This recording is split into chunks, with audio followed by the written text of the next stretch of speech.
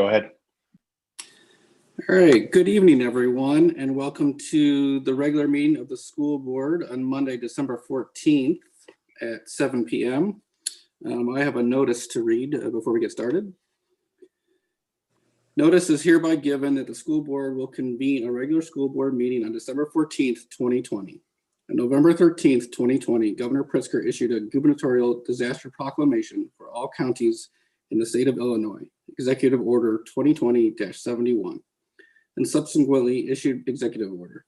In consideration of this and due to the COVID-19 health pandemic, Board President Nicholas Mannheim has determined that a fully accessible in-person meeting on December 14th, 2020 is not practical or prudent, as permitted by Public Act 101-640.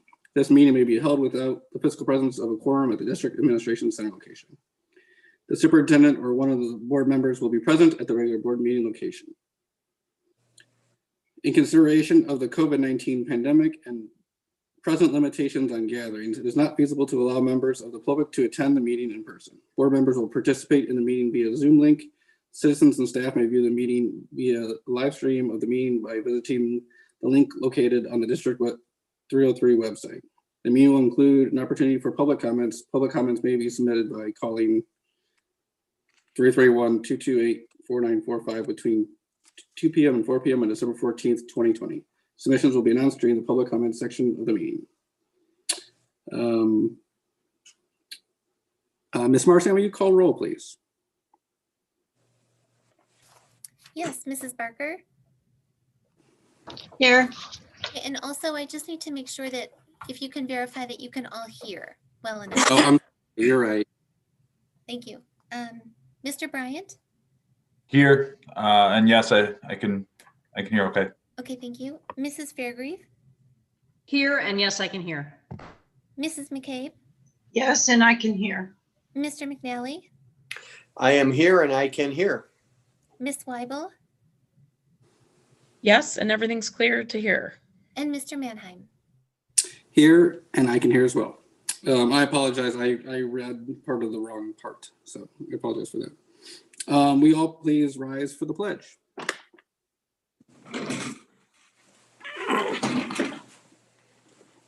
Pledge allegiance. Allegiance to the flag of the United States of America and to the republic for which it stands, one nation, under God, indivisible, with liberty and justice for all. All right, good evening, everyone. Thank you for joining us tonight. First, we're gonna have a public hearing. So hold on, let me grab my notes for a second here. So I'm going to call a public hearing to adopt the aggregate tax levy for the year 2020, and then I'll hand it over to Dr. Chapman for an explanation. Hi, good evening. Thank you, Mr. Mannheim. Hope everybody can hear me okay. I'll be very brief. You all received this presentation that was recorded and posted for tonight's board meeting at the October Business Services Committee meeting, and that presentation has not changed. The Board of Education has had the opportunity to review the tax levy multiple times, and we did post it within 30 days of the public hearing. So tonight you'll have on your agenda for action to approve that levy, and we will file those with the counties in accordance with Illinois School Code no later than the last Tuesday in December. So at this time, I would entertain any questions you might have, or if there was any questions that were posed by the community earlier this evening.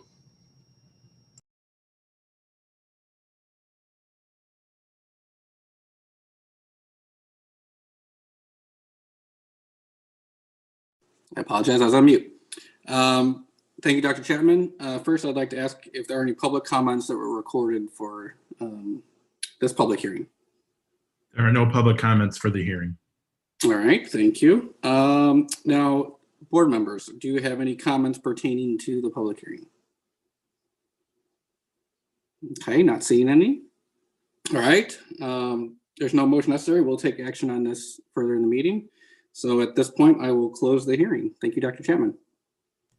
Thank you.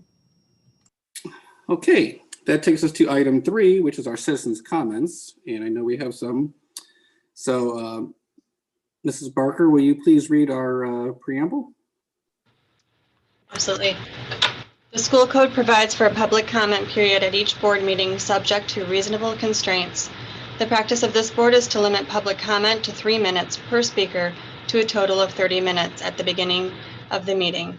Speakers addressing the board are expected to maintain a reasonable level of civility. Also, personnel matters are sensitive and confidential. Comments regarding individuals should be respectful. Insults and defamatory remarks have no place in this setting. The board will terminate public comment if speakers cannot adhere to these guidelines. Please identify yourself at the beginning of your remarks. All right, thank you, Mrs. Barker. Mr. Smith, can you tee up our citizen comments for the evening? Yep, stand by.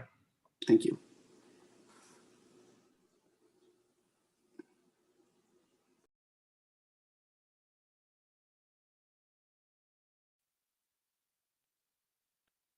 Hello, my name is Marina Schusterman, and this is for the regular board meeting. I have 3 kids in District 303 School District. I would like to address the board members. I'd like to remind you that you work for the 303 community and not for the teachers union. It is your job to advocate for the 303 students and have their best interest in mind. You failed our children. Over 80% of the families want to be at school every day.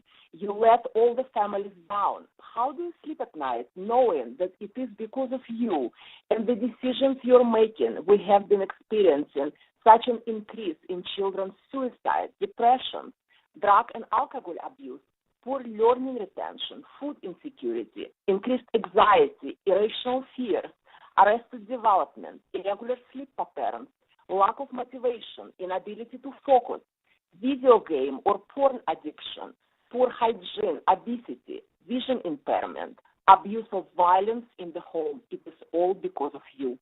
We are the community of D303 all know that the science and the data provided by all the organizations, CDC, Dr. Fauci, numerous researchers, do not support remote learning. We all know that remote learning does not work. We are the community know that the kids need to be at school full time. The kids are falling more and more behind every single day. Your decisions for the high school kids change all of our lives forever. You letting the kids go back to school for 1 month, 2 days out of 5 with reduced instructional time is a joke. We, the community, demand you to have the school administration responsible for their bad decisions.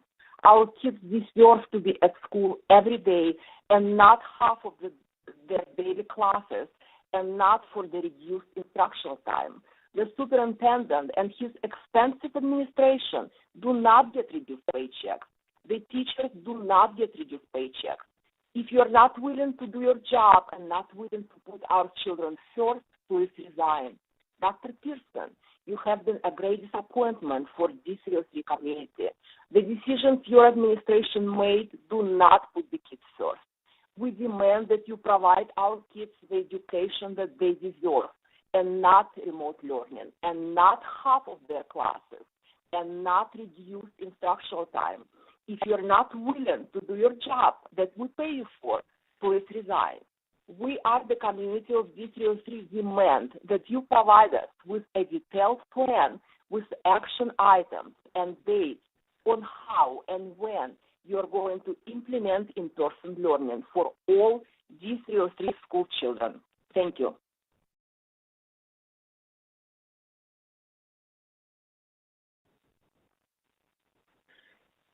Good afternoon. My name is John Sullivan, and I have 2 students at North High School. In light of recent events, I felt it necessary to leave this comment today. Students have the right and choice to be remote. We all understand that. Students should also have the right and choice for being in person. Parents are mocked and attacked on social media by paid advertisements supported by the teachers union for wanting in-person learning. Instead of being collaborative and working together on how we can successfully make this happen, the teachers union chooses to senselessly attack students and parents. Dr. Pearson and board members, I ask that you focus on supporting kids who desperately need to be in person with peers and teachers. Help us help our kids. Who's running this district? Our administration or the teachers union? We cannot fight the teachers union alone. In-person learning should be a choice, like remote is a choice. Thank you.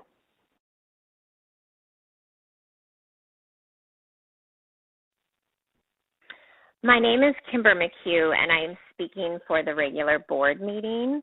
I am a member of the reopened D303 schools. I have a sophomore and junior at East, and I am calling to advocate for my children to be back to in-person learning in the classroom with all their teachers present. 2 half days a week is not enough in-person learning. When my kids were going to school, they had to sit at their desks while some of their teachers were teaching from home. This is simply not okay.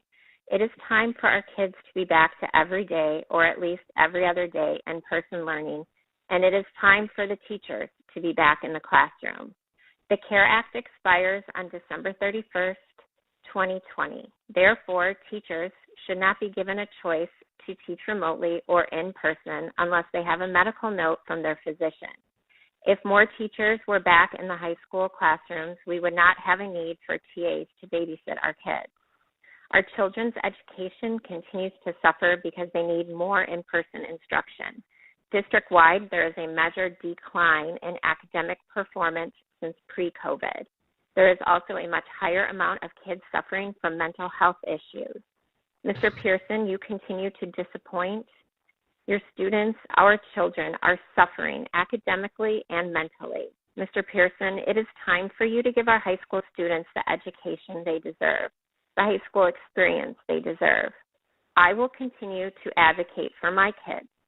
I would hope that you, the entire administration and board, would do the same. Thank you.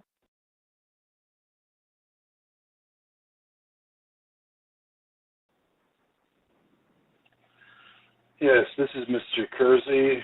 I have 3 children in D303. Currently, the D303 teachers and students are held virtual hostage by our teachers union-controlled school board.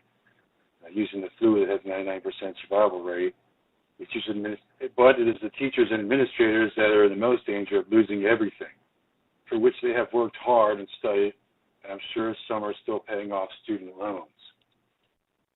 In the background, while we keep the schools locked down, the CARES Act is creating a deregulatory loophole to expand federal funding of adaptive learning courseware delivered online education, thus ushering in an era of big education.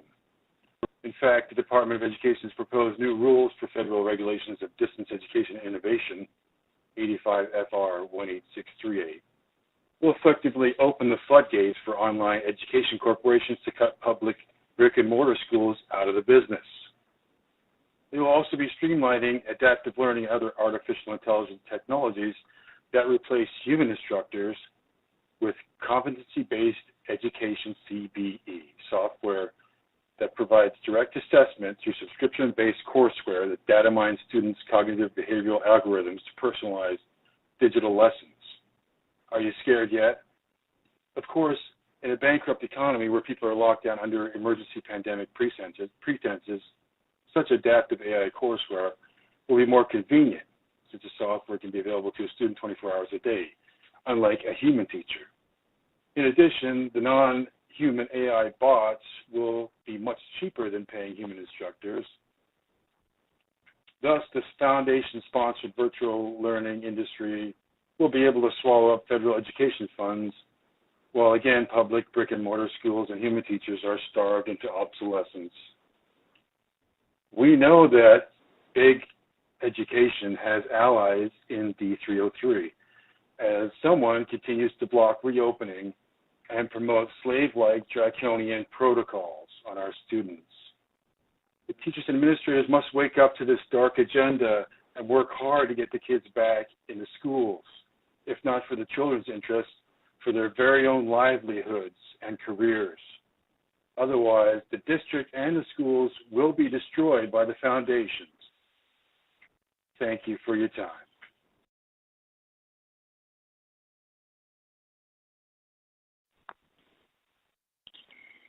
Hi, my name is Maggie.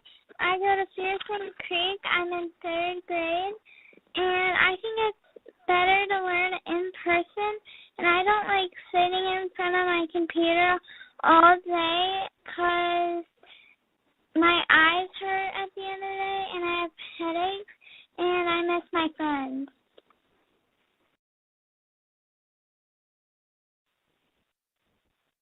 Hi, my name is Amy Nanowski, and this is for the regular meeting.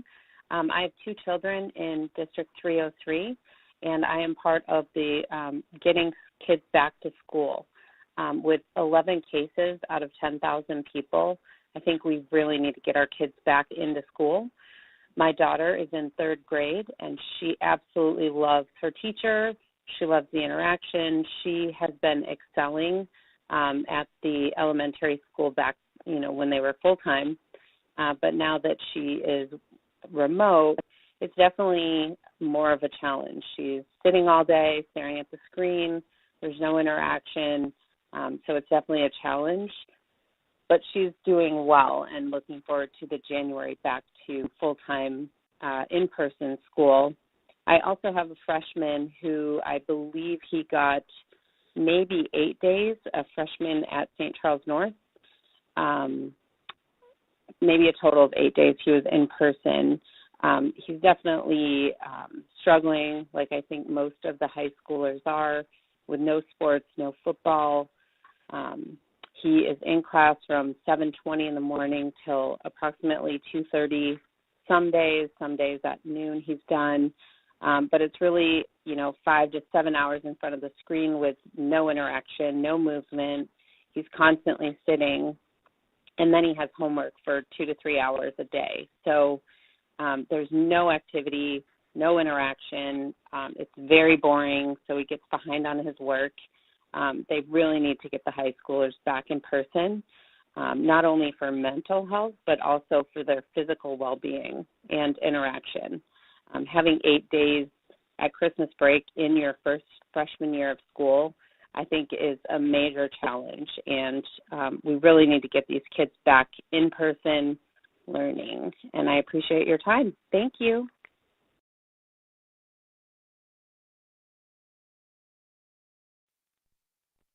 Hello, this message is for the regular school board meeting. Hello, District 33 School Board and Dr. Pearson. This is Dana Franzetti, and I have 2 children at East High School. I'm happy to learn that all grade levels will be going back to in-person learning on January 5th. I ask that you adhere to this and that you not fumble the way that you did in the fall when you pulled this from high school students. The community has consistently indicated its desire for in-person school for our children, and indeed we continue to hear from educators and psychologists around the country that this is what's best for all students. Moreover, I strongly encourage you to move to 4 to 5 days a week. Kids simply learn better in person. Don't let our kids fall behind other schools in other parts of our state and the country that are already doing this. Now I would like to introduce my daughter, Tabitha, who has requested to speak, and I give her permission to do so and for you to air her comments. I look around me and I see Batavia and Geneva opening. I hear family friends in Florida, Georgia, New Jersey, New York, and South Carolina who have never been remote. I speak with family in Minnesota and other parts of Illinois who are full-time in person. I hear of Chicago schools reopening and of New York City schools reopening. So it's incredibly frustrating when we don't. When schools all over the country have proven that it is more than possible to open schools 5 days a week safely. Don't kid yourselves. We haven't learned a thing remote learning. I am a straight A, 4.0 GPA AP honors student, and I can't tell you a single thing I have retained during online learning. Not that my teachers aren't trying their best, nor because I'm unintelligent, but because remote school isn't working. Every one of my peers that I've spoken to feels this way. I have never genuinely worried about failing a class until now. I know many AB students who have now become CD students. I can, however, tell you everything I learned the weeks you allowed us to be in person. The 2 days a week I was in person, I finally didn't feel like I was suffocating under the weight of online school. I asked my first question ever in class. I was able to go in for extra help as I finally had a relationship with my teacher and felt comfortable doing so. Because of that, my grade jumped up a whole letter. I finally met some of my classmates and was able to work together with them to problem solve. All of this has disappeared with online learning. I urge you to follow through with your plan to reopen schools in January, and I beg you to allow students to go 5 days a week in person and resume our normal bell schedule. We cannot go to class 3 times a week. It isn't working. Students, myself included, greatly struggle with remembering the material if it isn't reinforced every day. Furthermore, students cannot sit through 75-minute classes online. It is incredibly easy to find distractions at home, and our attention span is not long enough to sit in front of a screen in our rooms completely isolated for 75 minutes. Don't kid yourselves. Remote learning is not a substitute. To even call it a downgrade would be an understatement. I am begging you to let us go in person 5 days a week. I am begging you to let us attend all of our classes every day. You have 1 semester to make it up to students, especially seniors like myself. Don't kid yourselves. We cannot be remote for another semester. Thank you for your time.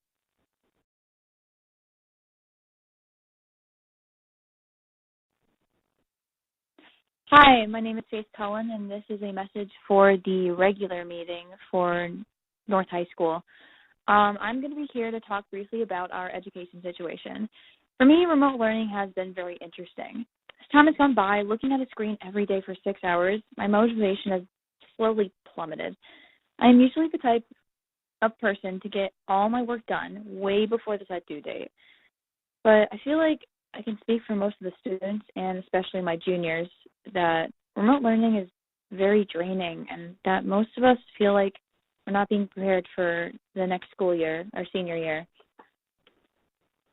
At least with hybrid, I was able to communicate with other peers, and I had all of my distractions, like my phone, put away. And I hope things will change soon. Thank you for listening.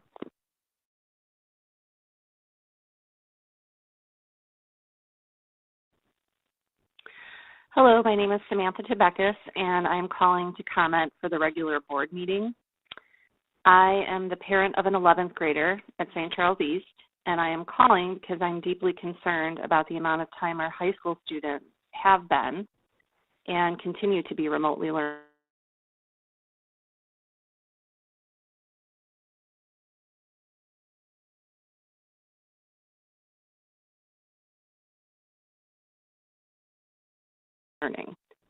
Like all the high school students are. I do not feel the current statistics showing a 1% positive COVID rate justify the decision to close when IDPH recommends closing down at 8%. The Kane County Health Department has asked for a 2-week adaptive pause. In total, D303 is taking 6 weeks. All the while, our children sit at home in front of screens, many struggling academically, others socially and emotionally, and a large number all 3. If staffing is of concern, I would like to know how other districts are handling this and why D303 in particular is having such a challenge with this. As of yet, there has been no solution presented to this issue. I believe that barring a valid medical excuse, all teachers should be required to teach in person as they are essential to the success of our students. I would like to see the district not only reopen for hybrid learning in January, but to quickly transition from there to our kids being in school 5 days a week. I believe this is absolutely necessary for their academic progress as well as their mental health. Thank you.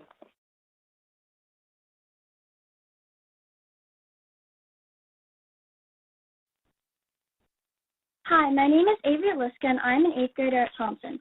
I wanted to call regarding my opinion on why in-school learning is better for us students. First of all, I know that me, my peers, and my friends all miss seeing each other and our teachers. We are all much happier in school because we can interact face-to-face. Everyone I have talked to about this agrees. In-school learning is also more beneficial because it is easier to get help from teachers when you need it. It is harder to get help now because we can't be shown face-to-face how to do something. Teachers are also not able to respond right away like they can in person. Thank you for your time and understanding.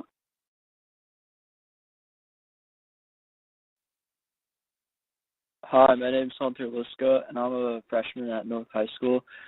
And I just want to say that I think we should go back to school because I think that staying home and learning is not good and healthy for the kids because personally I'm not learning as much as I do in school, and I'm not having as much fun as I would.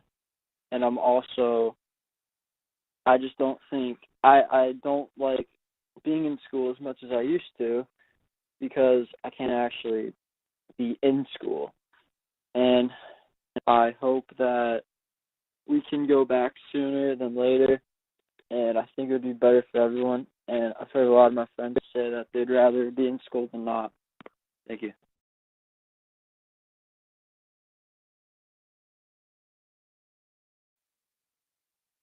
Hi, my name is Avery Liska, and I'm an 8th grader at Thompson Middle School this year.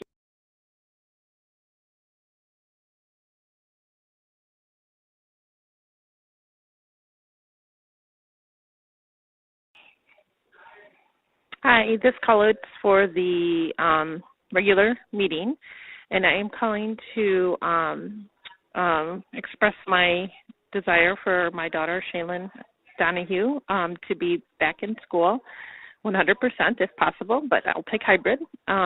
She has struggled extremely in this instance, almost flunking all of her classes towards this end of the semester, and now we're playing catch up, and it's extremely stressful for her. And emotionally, she just needs to be back in school. Thank you. Have a good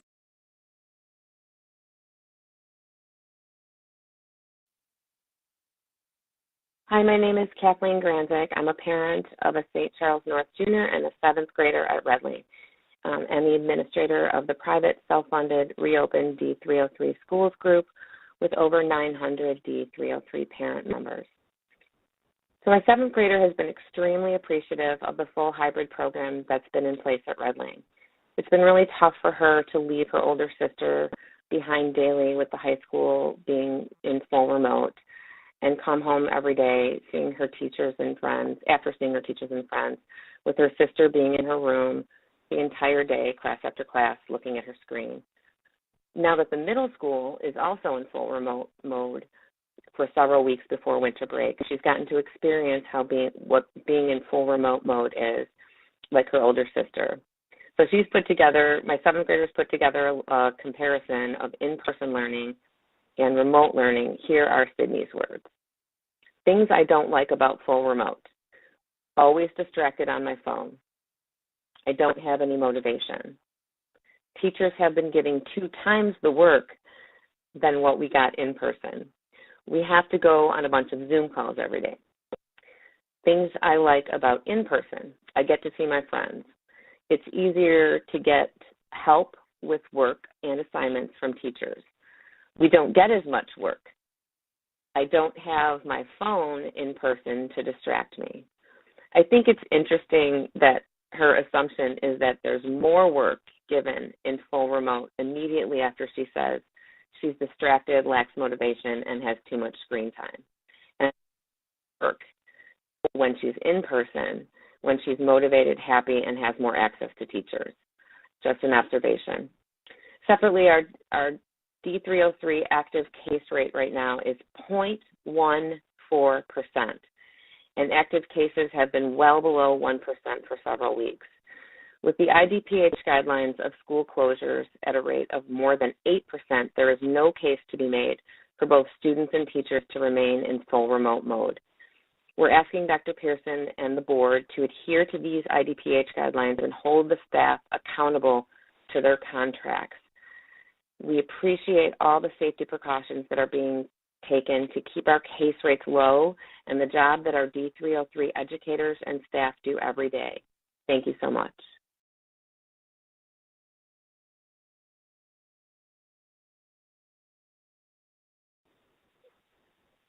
Hi, my name is Amy Hayes. My sons and my daughter are all students of St. Charles North, and I am just really concerned about the fact that these kids are still not in school.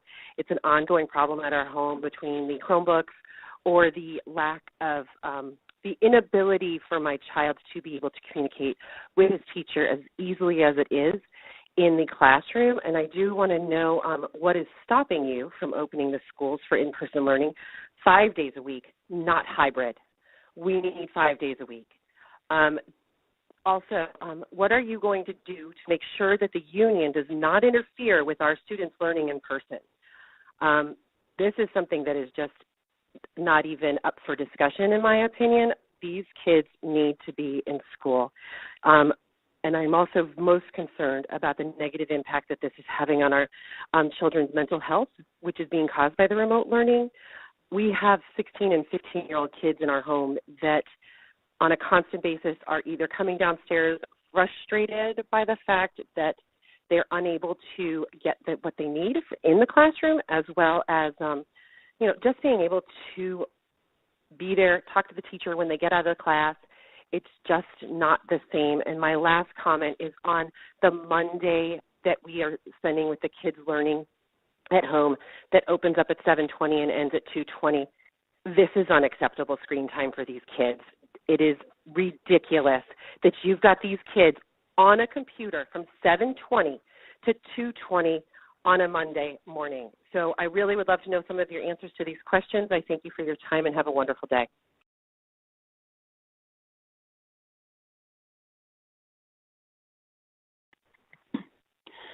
Hello, my name is Cindy Alamian, and I'm a member of the Reopen D303 Schools Parent Group. This message is for the regular board meeting. I'm sending a message regarding my concern about schools being reopened. There is no data showing that this virus spreads in schools with proper mitigations.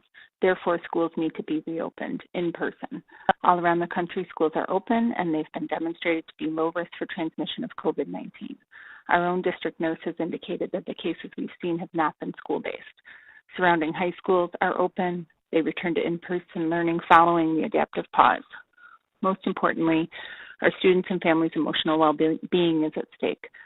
As a school psychologist for another district, I have seen the impacts firsthand. There's a documented rise in depression, anxiety, and suicide amongst teenagers in the United States since the start of this pandemic. This has been linked to the isolation that comes with remote learning. It's not healthy for our kids. My own son is a junior and is getting nothing out of school, in my opinion. He's been wasting his time since March. He literally rolls over in bed at 7:20 and turns his Chromebook on. That's it. He doesn't engage. He's not interested in school and is doing the bare minimum to get by. And this is an honors AP student we're talking about here. I can't imagine what the kids who have difficulty learning are going through while I watch my own son struggle through remote learning. I did my part as a parent and attempted to control his behavior and get him engaged with a quiet workspace, a desk, everything he could need. But our relationship as parent and child was being so negatively impacted that I needed to make a choice. Our relationship was more important to me than where he attends remote learning at this point. But I'm watching him decline and can only imagine how this is going to negatively impact his college choices a short year from now. He won't get the academic scholarships that all three of my other children have received because of this pandemic and the poor way in which District 303 handled the situation. We've even considered sending him and my husband out of state to rent an apartment somewhere so that he can go to school and learn something. It's ludicrous that we even have to be considering such a thing. Finally, the issue of teachers teaching remotely without a valid medical reason is absurd. My son has not even met two of his teachers face-to-face because they're home with their children and teaching remotely. And no surprise, these are the two classes in which he has the lowest grades. This is unacceptable. It's not effective to teach on a screen when students are live in the classroom. It's impossible to get students to truly engage. Research shows that a major part of learning is the relationship that a student has with their teacher. These relationships simply cannot be formed when the student has never met the teacher in person. The teacher contract has very specific language regarding medical and personal leaves of absence, including child care. The teacher contract needs to be followed. If teachers and staff cannot get child care, then they need to choose to take an unpaid FMLA leave and a long-term substitute needs to be hired. I implore you to take all of the comments that you are hearing today seriously and to make the right decision to return to in-person learning with teachers in the classroom. Thank you.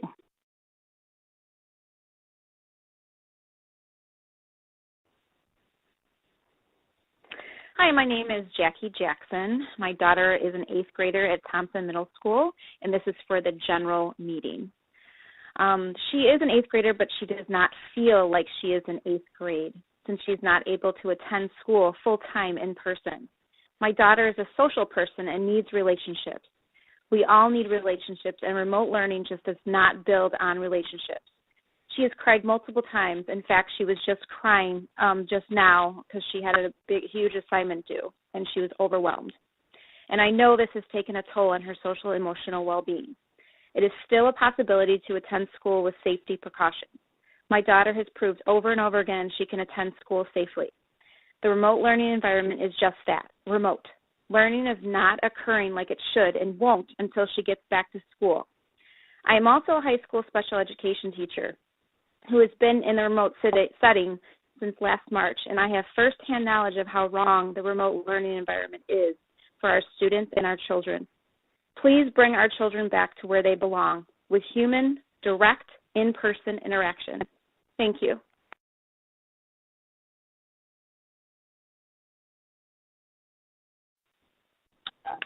My name is Pat Hayes, and I'm a member of Reopen D303. I have 2 kids at St. Charles North, and I am concerned about the mental health repercussions that the past 9 months will have on our kids. I'm also concerned that I've learned that the school board has been in the business of education for most of their lives. The unions, the school board, the state and local government, all these state officials, I think it's going to be a stain on our country when we look back on how we've handled the pandemic in terms of education and supporting our kids. Parents advocated for in-person learning as a majority when the survey went out at the beginning of the year, and apparently that wasn't enough for all of you. So my question is this. If you aren't listening to the parents and the kids, who on the board is advocating for our children? You are elected leaders. This is not a dictatorship. So why do you go against the will of the people? Thank you.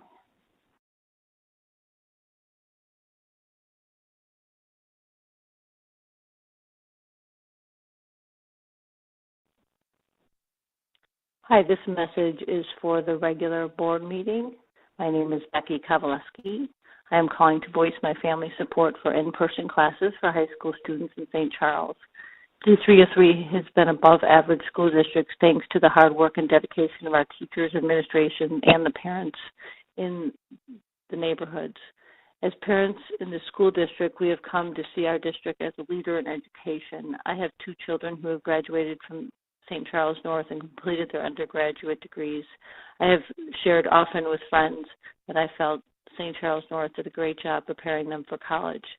In order for this to continue for my son and his peers, they need the same cutting-edge education that the students in the past have received, and that means interacting with their teachers, their peers, and their coaches. That means getting to work together during class to solve problems and share discussions. These kids need their extracurricular involvement as well to develop as leaders and well-rounded individuals. These are crucial years for the development of kids into adults. We need to give them every opportunity and chance possible by giving them in-person classes and extracurricular activities.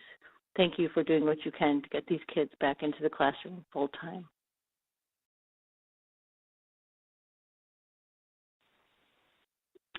Hi, my name is Allison. My comment is for the regular meeting. I have 2 students at St. Charles East High School.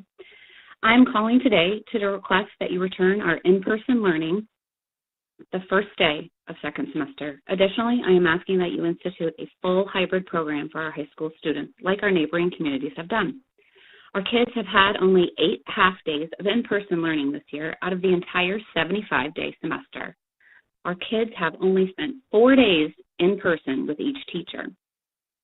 That means 89.4% of their first semester has been online. This is not remotely close to a 50% hybrid program that you sold us this summer. It is completely unacceptable as our COVID case rates did not and do not support being shut down this much. The current plan as it stands is not working. Our kids are not motivated to go to school for a half day when they may only have 1 or 2 teachers out of 4 teaching in person that day. An all-day program would be more motivating for them to come to school. I've heard you say that we have a staffing issue, yet our surrounding school districts are able to work around this issue. With the COVID CARE Act expiring on December 31st, I'm asking that you request all staff to return to teach in person that do not have a documented medical excuse. The Glenbard School District has just required that all teachers that do not have a medical excuse return to in-person learning January 1st or resign, and I'm asking that D303 do the same for the sake of our children. Dr. Pearson also mentioned in previous meetings that they would be reworking teachers and school schedules within the high schools so that kids that want in-person learning can have an in-person teacher, and that they could have an all-remote section for the remote learners and the remote teachers. I'm asking that you please look into all alternatives like this ASAP so that kids that want in-person can have in-person learning second semester. Lastly, I'm requesting that you return all of our extracurricular activities to in-person second semester. In the July board meeting, it was stated that we want to have all activities in person as much as possible, yet all clubs have only met online. The district has talked a big game about social and emotional wellness, yet all I've seen from the district is a mere link to some online resources. This is unacceptable. Our kids need to be in school and need their after-school activities to be in person. With COVID rates less than 1% at each school, it is time to put our kids' needs first. It is unacceptable that our kids can walk the halls of Woodfield Mall together, but they can't walk the halls of their own high school. Thank you very much.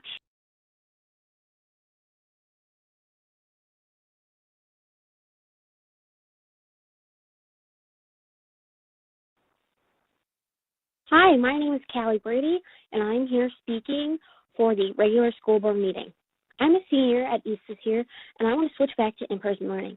I'm speaking for my peers who need the teacher-student interaction in person, who have been forced to separate school and home for their entire life and now have to work from home.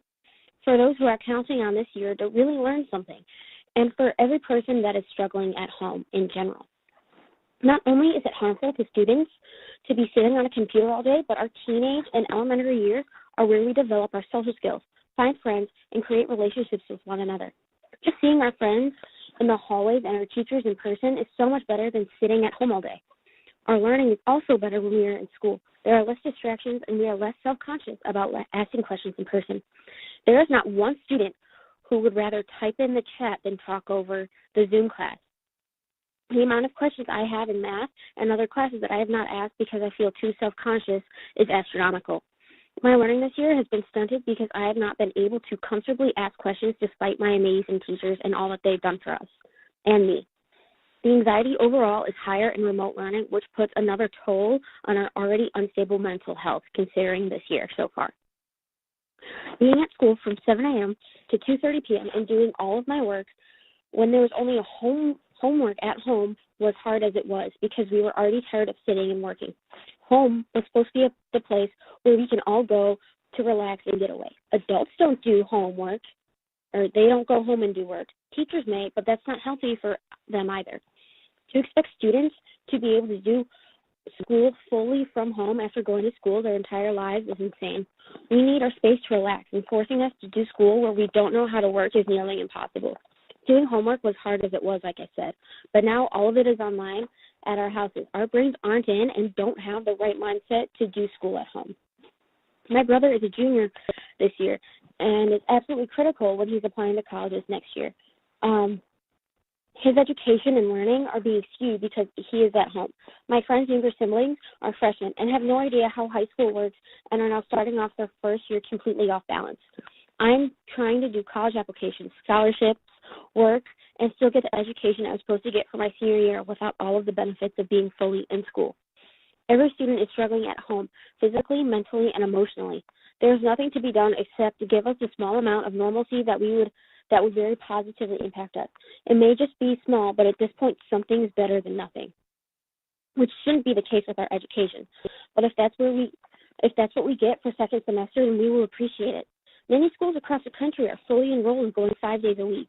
Batavia and Geneva are currently in person doing hybrid learning. Listen to the students who just want their education. We are one of the best school districts in Illinois for a reason. Help your students. We don't want to fail. Thank you.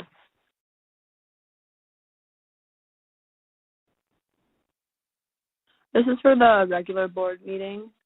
Hi, I'm Skylar Mish, and I'm a senior at St. Charles East this year. First, I appreciate the efforts to help students adapt to the e-learning environment. It has been a difficult year for all, and these efforts are appreciated. However, e-learning just isn't enough. Office hours help. However, office hours don't fix everything. To begin, the at-home environment provides an infinite number of distractions, from noisy brothers to parent interruptions to my phone just sitting next to me. One day I was working on my math quiz, and I had to relocate my workspace to my unfinished basement during class because I couldn't focus. Distractions like these are inevitable at home but could be avoided with in-person learning.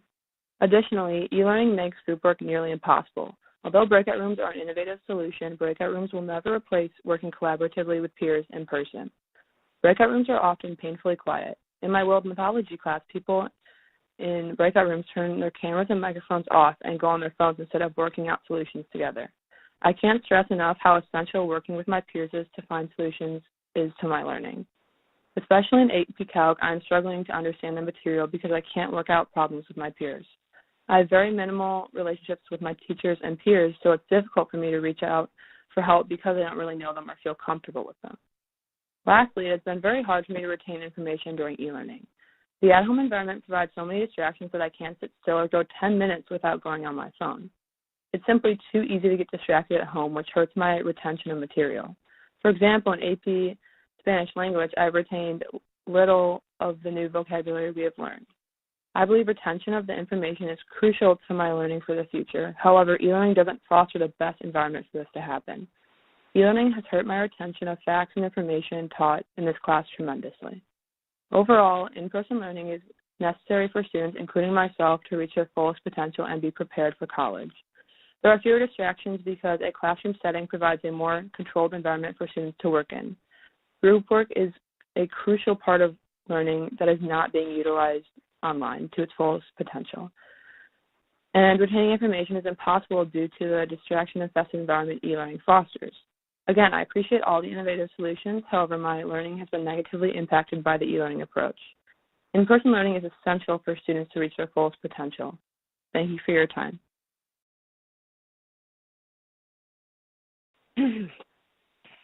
Hello, I'm leaving a message for the general meeting. My name is Bridget Sizdek.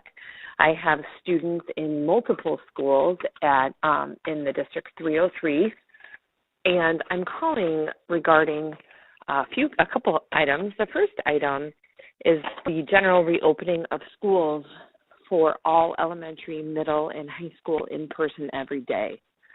I feel that the mental detriment that this is causing, especially to the middle schoolers and the high schoolers, of not having that social interaction, is causing lasting effects on these children. Second of all, I have a daughter in the RISE program at Redling Middle School.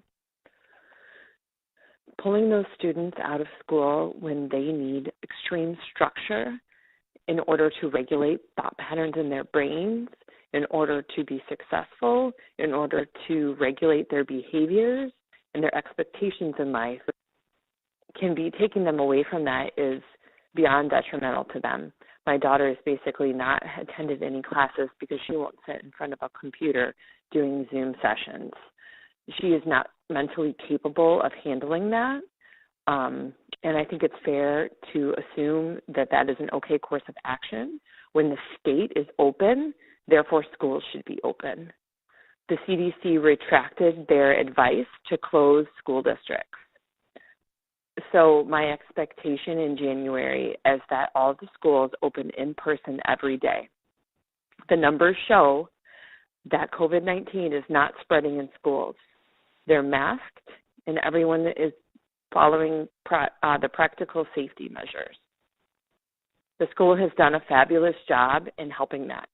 We're beyond impressed with that. I'd like to see that continue with moving these children towards the right direction of where they need to be, which is in-person, everyday learning to not cause lasting effects with their social and academic progress, especially those children in the RISE program. To sit and watch those children on a Zoom session is very hard. They need help, they need structure, and they need those assistants that the school district provides for them every day. Please consider opening all the schools every day in January, and especially for the RISE program, all day, every day, without closing the schools and assuming that they will get a proper education at home on a computer when they're equivalent, some of them like my daughter, to a preschooler in terms of her abilities. Thank you.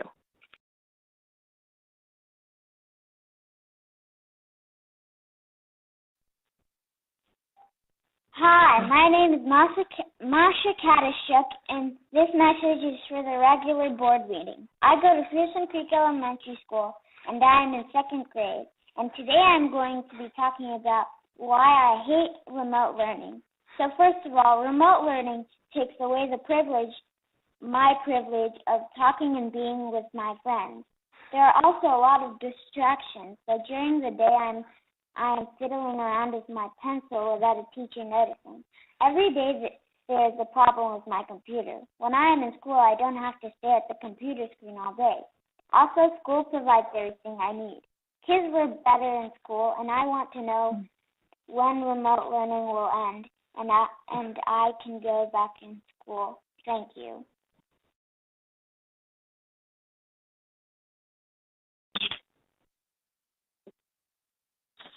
Hi, my name is Dana, and I am a 6th grader at Redmond Middle School. Since going full remote, I feel frustrated because I cannot be in class. I love going to school and meeting as well as talking to new people, especially in middle school. I feel like I can learn better in person when I can see others. It's very hard to be sitting in my room by myself where I have little motivation to do my work. Going to middle school has been my dream since 4th grade, and now I'm not even able to go. I feel very upset and just want to go back to school. Thank you for listening.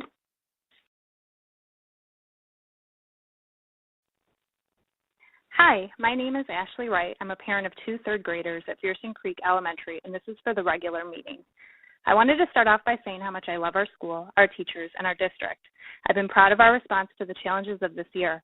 However, I feel District 303 has fallen away from what set us apart from other schools in the state by extending this adapted pause and by not further moving forward with full in-person learning for the remainder of the district.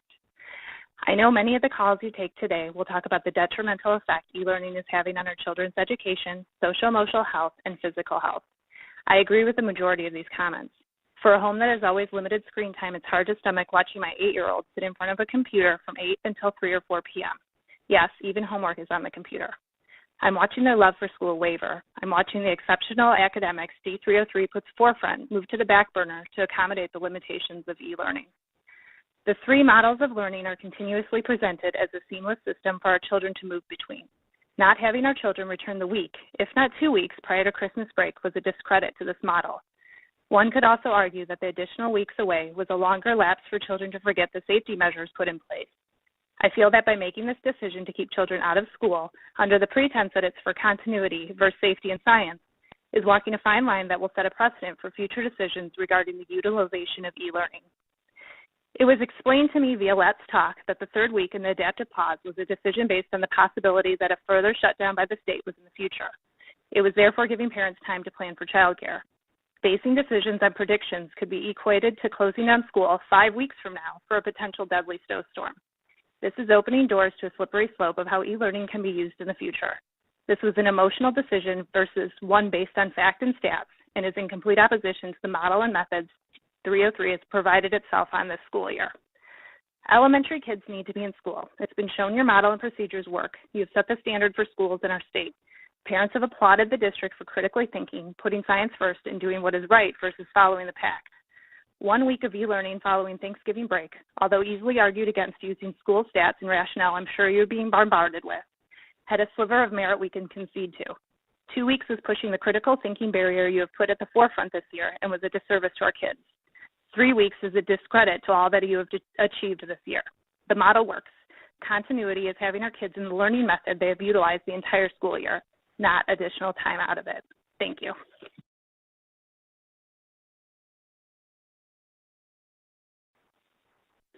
Hi, my name is Peter Pluskva. This is for the regular meeting.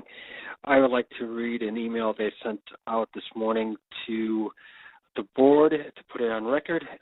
Good afternoon, members of the District 303 School Board, and Dr. Pearson, as well as the Teachers Union representative, Mr. Joe Bloomquist. I'm a parent of 4 kids that attend schools within School District 303, ranging from 2nd grade and all the way up to a senior in high school. All my kids do not like the remote learning and prefer to be back in school 5 days a week with full school days. They have told me a number of times that they learn their subject topics better when they are in class with a teacher. As a parent with a family in the medical profession and believe in following scientific data, I do not understand why our schools are still closed for in-person learning. The data shows that COVID-19 is not spread in schools. The CDC recommends that all schools should open. School District 303 is also not following Kane County Health Department's suggestion of opening up after the 2-week suggested pause that we just had. The district is not following the IDPH recommendation as well, that schools should close if cases are above 8%, not that less than 1%. There is sufficient data across the country and in private schools within Illinois since August and September that COVID-19 is not spread within schools. On the other hand, there is significant data that shows remote learning is having negative and detrimental effects on our youth. If the data does not support closing schools and the CDC states that schools should be open, the adults in this school districts are failing and letting these kids down. This is shameful, and that falls on your shoulders as well as us, the parents, for letting this happen. The school board should be looking at the best interests of the kids within this district. If this board determines not to open the schools for in-person learning for the entire school day, I'd like to hear the reasons from each of you individually at tonight's board meeting. Thank you.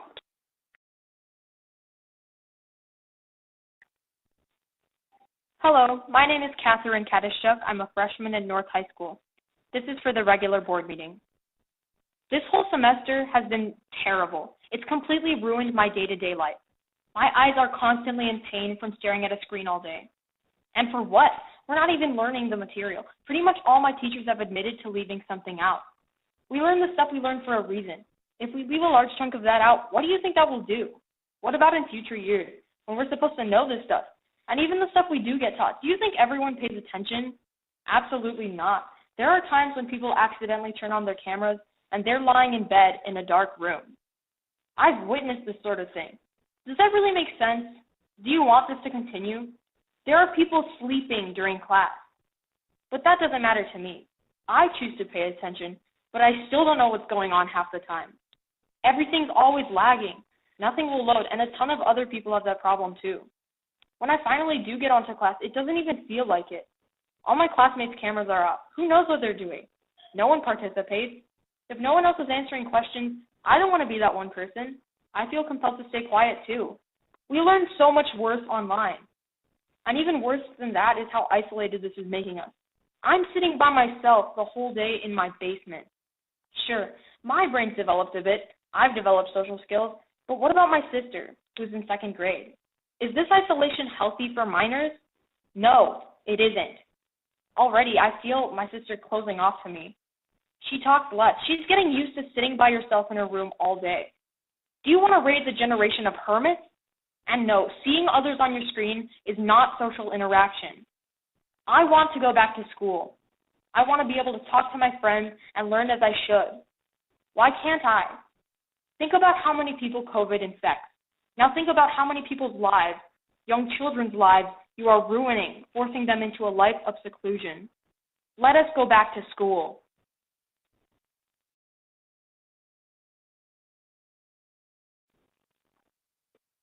My name is Cindy Rizzi, and my comment is for the regular board meeting. I am a member of Reopen D303 Schools, and I want schools to reopen for in-person learning. I also work at Norton Creek Elementary, where Tony White and the entire staff are doing a phenomenal job of keeping kids safe, as I'm sure all of the D303 schools and staff are doing, since the cases in schools are less than 1% and they are not school transmissions. My daughter is a junior at North who has herself chosen in-person learning. She knows for her mental health she needs to be physically in school. She also finds it very hard to concentrate via Zoom. She's very fortunate having the teachers that she does, since they are all in person and seem to be like having the kids in class. My family has been in this district for over 22 years, and I have also volunteered or worked here for as long. I feel this district has been a pioneer in education and led the way for surrounding districts. But now the surrounding districts are open and we are not. The school board is voted in by the community, and we trust them to represent us and make decisions on our behalf and in the best interest of the students. The school board culture statement claims, while being mindful of the expectations of the community, The board will continue to make fiscally responsible decisions in the best interest of all students.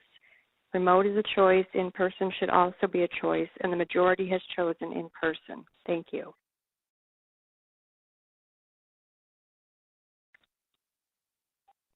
My name is Lisa Katischuk, and I'm currently a freshman in North High School.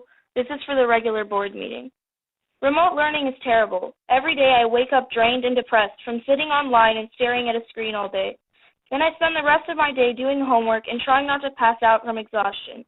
Although we're at home, I'm more tired and less engaged than I was at school. When we went in person, I would wake up early, but I would still feel very engaged and present.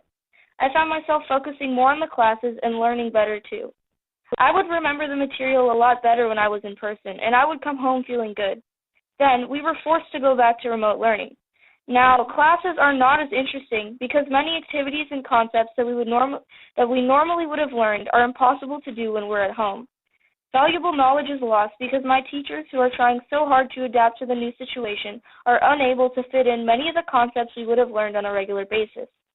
I go to office hours almost every day to make sure I understand the topics that my teachers are teaching me, but it often doesn't result in the same solid understanding that I used to achieve when I went in person. My grades and the grades of many of my peers have gotten worse because of this. The amount of times I've heard my teachers say, "In a normal year, we would have learned this, but there isn't enough time," is so many that I've lost count. The outcomes of remote learning have been exclusively negative. I'm just a freshman, but the concepts we learn this year are important for the years to come. Restricting our abilities to go to school is hindering many students and, in turn, their futures. The students, your kids, and anyone who is attending school is the next generation. We are the future. Restricting our education is going to hinder that future. My little sister, who is in 2nd grade, is also learning remotely. She is suffering as well. At that age, it is important to put guidelines in place and to understand the workings of school. If remote learning is affecting high school-age students negatively, imagine how it's going to affect her, someone who is just in her first years of school. In remote learning, I feel isolated and separated from my peers. It doesn't matter if the cameras are off or on, I still feel isolated from my teachers and all the students around me. My little sister, who deserves to communicate with her friends in class, is barred from any such interaction. Social isolation can worsen our mental health and even physical health, and keeping us at home will make those side effects worse over time. Many students share the same sentiment that I do, and we feel that many people do not understand what we are going through. The adults who are making these decisions need to understand the view of the students. You have finished your education successfully and have attained careers. But if we are isolated and hindered in our education, the future will suffer along with the students. As a student, I ask you to resume in-person learning for all students.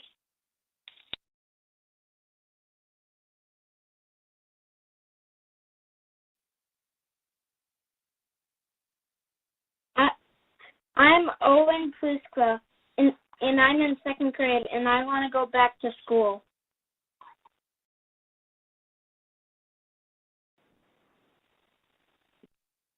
My name is Connor Pluskla, and I'm in 4th grade at Coron, and I want to go back to school.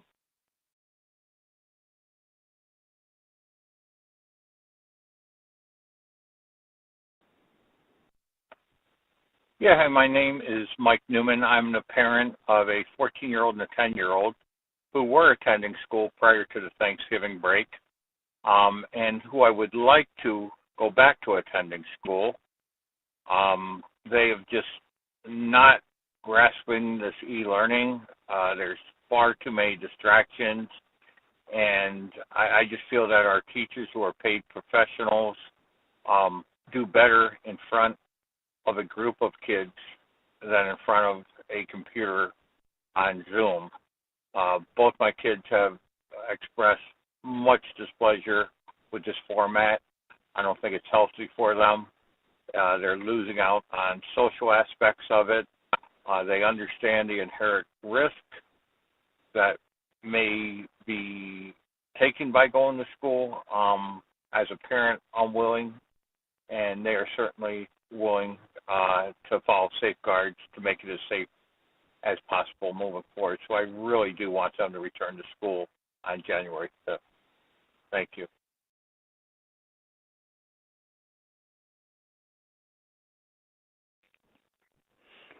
Hi, this is Danielle Penman. I'm leaving a message for the regular school board meeting.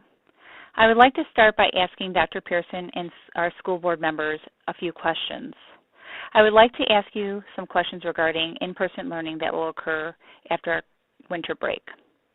What is needed now to ensure our students can return to school on January 5th? What will be needed in January to ensure that our students can start back in-person learning on January 5th and remain in person? What is the district doing to ensure we have adequate staffing for the remainder of the school year? Students deserve a quality education. Academics are a huge part of what they receive from in-person education. I feel our district is failing our students by not addressing their social, emotional, and mental needs in either of our learning environments. Social, emotional, and academic supports are extremely lacking for both in-person and remote learning. Depression, anxiety, substance abuse, and suicide are on the rise. Students need and deserve in-person learning if that is what they choose. They deserve a choice. We're not asking anybody to take away the choice of in-person or remote learning, but both choices should be viable. What are you, the adults in control, doing to ensure our students have a choice of what type of education they deserve? You have to ensure that both options remain viable. Thank you.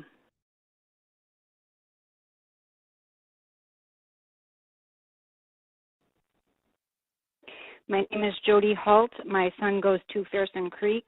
He's a kindergartner this year. It's been a hard way to start the school year with the social distancing and the masking. He was supposed to be there full days. Obviously, that didn't work out. He just misses his teachers, his friends, his new friends he just made. He misses his school. It's great for him to be there out of the house. We love his teacher, Mrs. Schmidt. We love her. We think that they're doing a great job controlling the COVID, cleaning, social distancing. We just please reopen the school. Our son needs to be there. This is his first year. This is how he's going to start. He doesn't need it locked in our dining room. Please reopen the school, I beg you. On behalf of all the other parents, please. Thank you very much.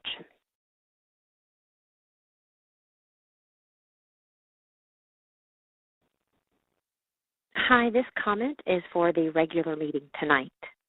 My name is Kathy Ascaro, and I am part of the Reopen D303 group. I currently have 3 children attending the District 303 schools, one in Coron, one at Redling, and one at North High School. I am calling because I want to know why our school district is not following the IDPH recommendations that schools are only to close if cases are above 8%. We have been below less than 1%. I don't understand why we are not in school. My child in the 4th grade goes almost all day. My child in middle school goes every other day. Why is it that my child in high school only goes 2 days a week for 5 hours a day? If we can get teachers to come to school at the elementary level, why are we not able to get teachers to come to school at the high school level? Also, Geneva, Burlington, and Batavia returned to in-person school this past week. Why are we not there? We were only supposed to do the adaptive pause for 2 weeks. However, you saw fit to keep us out another week, and now we don't even know if we'll be returning in January. Also, the teacher contract has very specific language for medical and personal leave of absence, including child care. You need to follow the teacher contract. The CARES Act will be expiring December 31st. Please do not allow teachers the choice to teach remote or in person. Require a medical note if these teachers need to teach remotely. There's also been a lack of focus on our students' mental health and the instruction that's going on in school. My daughter has been told in high school by teachers that they are not having all of their work done or teaching them everything that should be taught in some of their classes. She is very concerned about what will happen to her sophomore year. Please, board, do not do a disservice to our children. Please get these kids back in, and they need to be back in school 5 days a week. 2 days a week is not effective. Thank you very much.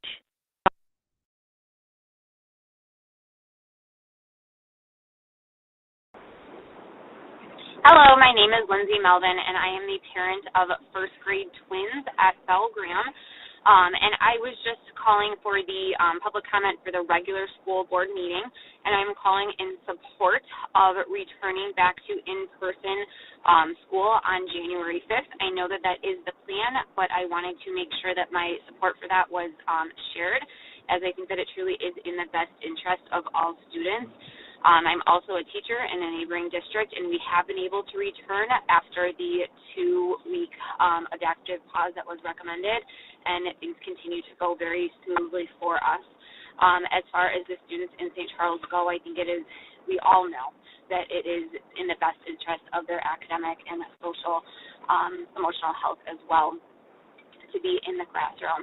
That being said, I am beyond impressed with what the teachers have been able to do these last few weeks, but nothing substitutes true in-person learning and being able to connect with their peers in that way.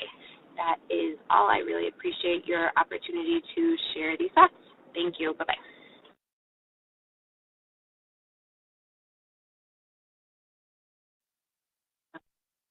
Hello, this is Nicholas Lindsay Sanchez. This is for the regular meeting. I'm a student at St. Charles North. I would like to be able to do in-person again because I like being able to see my friends in person and actually talk to them, and e-learning is hard.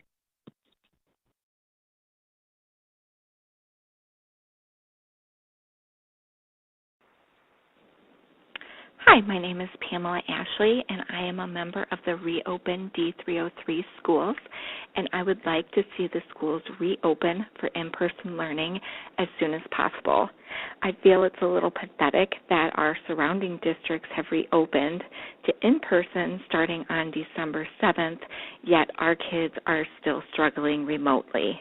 I would like to know, when did D303 stop caring about their students? And have you even considered their emotional and mental health when making these decisions? How can you possibly be okay with what you're doing to these kids? How would you feel if your entire senior year had been taken away from you? If that doesn't bother you, then you have no business being on this board, because you have lack of any compassion and you do not have the best interests of our kids in mind. I'd like you to stop and think about, before you decide to go into full remote again, of what you are doing to these kids. And have you looked at the rising suicide numbers? God forbid we see that in our district. And if we do, that will be something that you will have to live with, because that is part of your decision as a board to do these to these kids. You need to stop and think about how these kids are feeling, how they're struggling, how they feel isolated and feeling like everything is being taken away from them. Please, I beg of you, get these kids back in school as close to full-time as possible. They need this now more than ever. They need to be back with their teachers and back with their peers and back to feeling some type of normalcy. Thank you.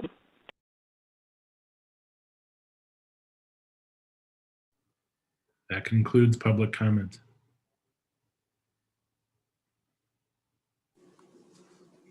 Okay, thank you, Mr. Smith. As many of you know, we did let all the comments go for people that called in tonight. So thank you for everyone that called in. All right. Mannheim, excuse me, is Becky. Is it possible to get the names of the commenters? It's hard to hear names off the top, just the names. I got notes, but if it's possible, just get the list of names sometime. Yeah, we can send those out to you. I appreciate that too. Thank you. No problem. All right, thank you. All right, so that concludes citizens' comments for tonight. Our next item is the superintendent report. So Dr. Pearson. Yeah, Mr. Mannheim, I just have just 3 quick announcements that I want to make this evening. The first one is you may have seen information last week that was sent out about our Compass Academy program. As you know, next year will be our inaugural year for Compass Academy, which will be housed at the Haynes Center. Tomorrow night is actually a parent information night for parents and for students that might be interested in learning more about the program. So that'll be tomorrow night at 6:30 via Zoom. So if you know of someone that is interested in learning more about Compass Academy or that would like to attend the parent information night, you can contact either the high schools or the middle schools. They have the information and can get you added to the meeting link, or you can call here at the district office. We'd be happy to connect you with what you needed for Compass Academy. So again, tomorrow night, parent information night at 6:30. I also just wanted to point out, and I realize that there's a lot of information that comes from the district to families. One of the things that comes out every other Friday is actually the e-news, which I'm holding a copy right here. This last Friday in the e-news, I think one of the things that was great about this particular issue is that it really highlighted, in light of all of the challenges that we're facing with COVID and with remote learning, some of the celebrations of things that are happening across the district that are really unique, that have been, for lack of a better term, silver linings as we've navigated the challenging learning environment. So for example, there was a collaborative activity that happened between Wild Rose Elementary and North High School that included art and writing that the high school students and elementary students did together. There is an activity that's highlighted here from some fourth graders that actually collaborated with a scientist in Canada on proteins in fish that keep them from freezing. And so there's an interesting article there about that connecting scientists, and then also some ways that students are using technology tools in a positive way. So I think it's always good to also take a moment just to look at some of those opportunities as well. We realize that it's been a very challenging year, but there are some things that are happening across the district that are worth noting. And this was one way for us to highlight some of those things. So I would certainly encourage you to look at that if you have a chance.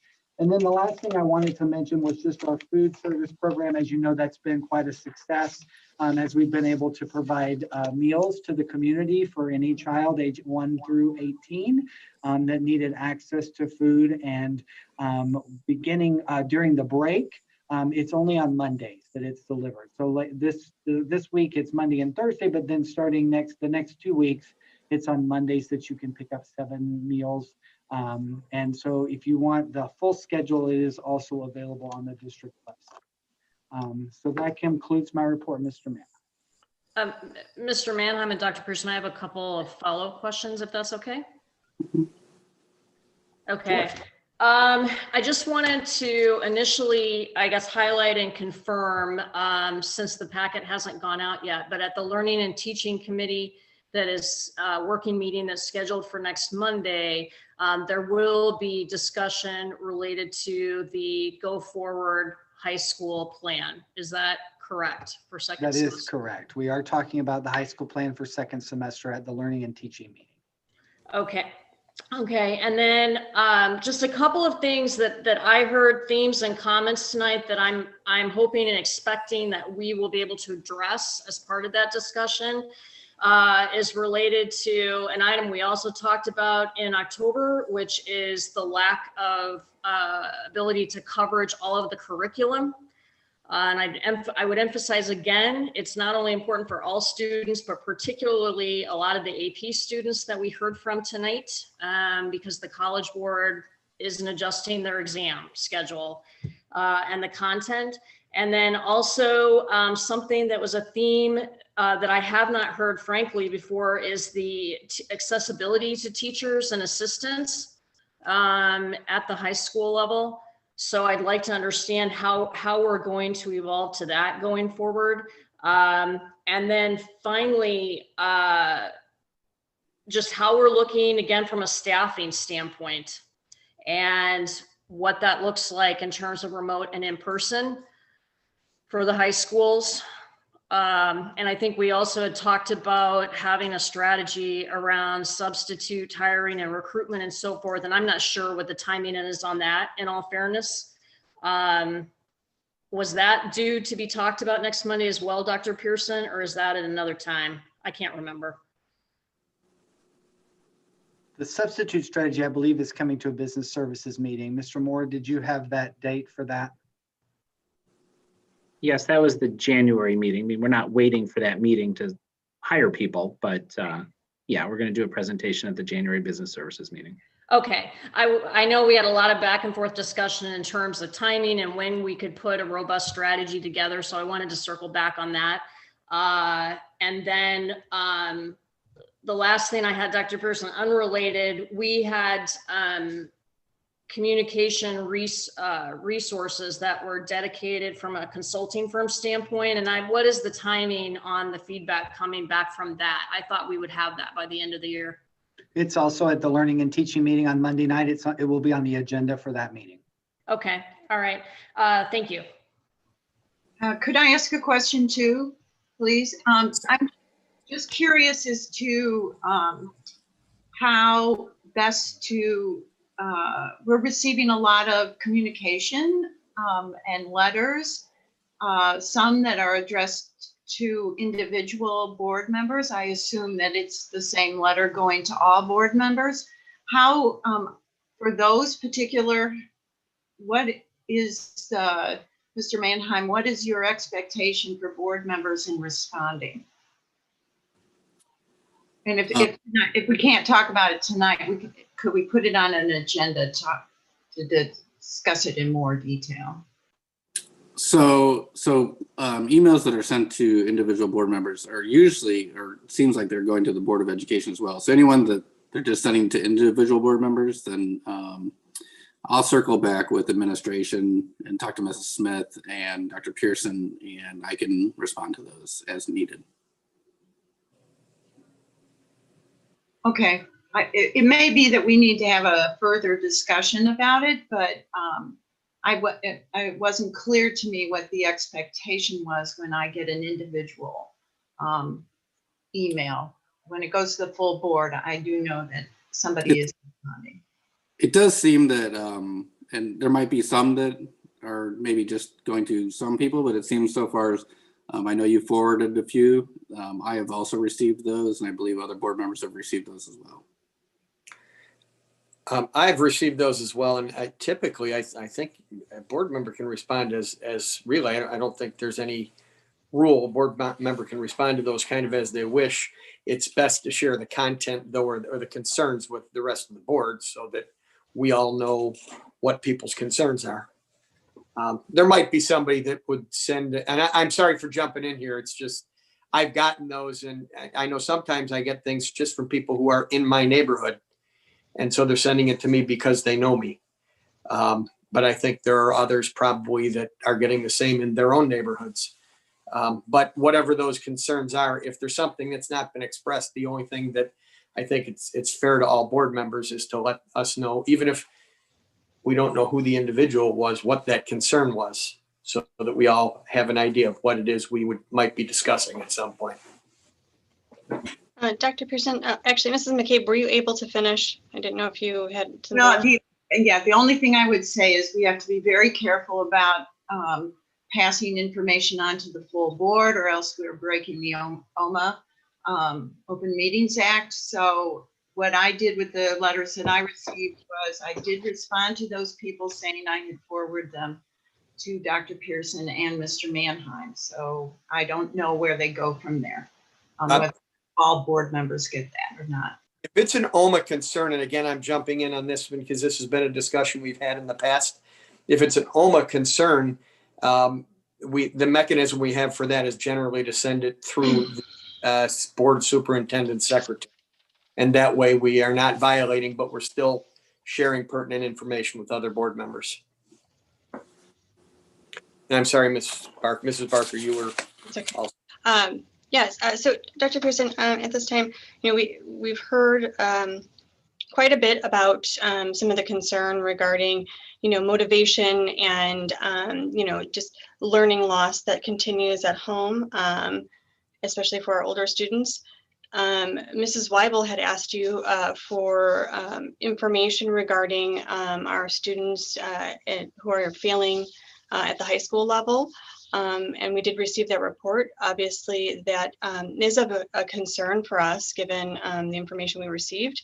Is there, can we discuss the plan? You indicate there's a plan, but there's no detail. Can we discuss what that plan is at an upcoming meeting, possibly learning and teaching? I think that would be an appropriate time to do that, so we can have that added to the LNT agenda. Great. And then also it was mentioned, obviously tonight several times, but I think maybe the community is wondering, you know, how do we get back to 5 days a week? Could you speak, maybe if not right now, but at an upcoming meeting about, you know, statewide, what that means and how we get back? What other creative things have we done to get more time in school for our middle and high school students? Yeah, we certainly can talk about that on Monday's meeting. We have some information about some of the constraints and then the opportunities that we have to try to extend the day. So we can include that as well. Okay, thank you. Okay, I've had my hand up and nobody called on me. Dr. Pearson, I do have a question. Can we, I'm just not sure, and I want to be careful about how much we address the community, because it's not typically our process, but we just listened to an hour and minutes of community. And so can you just help us remind the community about the email they received talking about the fact that we are going back to school on January 5th, bearing, you know, the governor closing the state down. So could you just go through again, just the highlights of that email, that we're returning to school and the elementary return to the fall, stunted schedule, and that, you know, what the middle and high school would be. Would you mind just doing a quick overview? Yeah, no problem. We were able to send a communication out to our families and staff last week. And in all fairness, there was quite a bit of information included in that email. It is posted on the district website if anyone would like to go back and refer to it. But it did have information about our reopening plan on January the 5th, that we plan to reopen at the start of the second semester and have students who have selected in-person learning to have the opportunity to return to in-person learning. We'll be returning to the schedules that we left prior to the break. So for elementary, it is the shortened day, but 5 days a week. For middle school, it's the hybrid schedule every other day. And it's the high school schedule that we were following with remote Monday and the block schedule for the first 2 weeks that we're back. And then we'll talk about what opportunities we have for high school beyond that when we meet on Monday. There's also information in there. I know that there's a lot of discussion out there about what the parameters are for schools and what our rules are and what we can and cannot do. And so there are links to both the Illinois State Board of Education's reopening schools guidance document, as well as the Illinois Department of Public Health's information about the guidelines that are in place for schools and school districts as it relates to reopening schools, so that if someone wants to go and read through those documents, they can kind of see all of the different pieces. I also included some information for families just about some of the preliminary things that we're hearing about vaccinations, and that information is changing, but we provided a link for that also to the IDPH website. And of course, what we've heard so far is that the first round of vaccinations are going to frontline healthcare workers. And then, of course, the second round of the first line of vaccinations is going to long-term care facilities. And then it looks like right thereafter will be essential workers. And of course, educators are considered as a part of that category, at least currently. So we anticipate that as the vaccine becomes increasingly more available, that we'll be discussing timelines for that availability of vaccinations to our staff and those that are working in our schools. Unfortunately, at this point, none of the vaccines have been approved for pediatric use. And so because of that, it won't be available to children or any of our students unless they are 18 or older. However, that that information is changing every day. So we went ahead and provided the link to the IDPH website that has that information for families. So if they want to kind of follow that as it develops and see the availability as it comes available, and if there are changing guidelines for the school district in particular, we of course will share that information as well. So those are some of the highlights. Again, all of that's in that email and available for people to look at those links. And we'll continue to provide regular updates as we have more information available.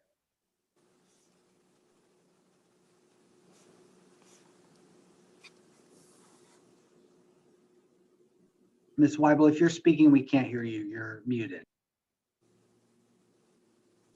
Thank you. That's so you can't hear me when you're talking, making funny noises. I just wanted to reiterate to the public that we are the primary source for information. The district, the board, the staff, the administration staff, whatever the misnomer is out there in the public that we are not following teacher contracts or whatever rumors that fly, it is simply cleared up by just speaking to the administration office or emailing the board or emailing Let's Talk or what have you. It's such a difficult and stressful time. We're certainly aware of that. Our goal is still to get the greatest amount of in-person learning possible for our students. Nick, sorry, Mr. President Mannheim, you can stop me, and I don't mean to take the floor for a minute, but I want people to understand that our goal is to still continue offering as much possible in-person learning for students and offering a fully remote option. But we have to maintain the fidelity for public health and safety within the guidelines that were given by IDPH and ISBE and all the different parameters that Dr. Pearson spoke of. It is incredibly intense.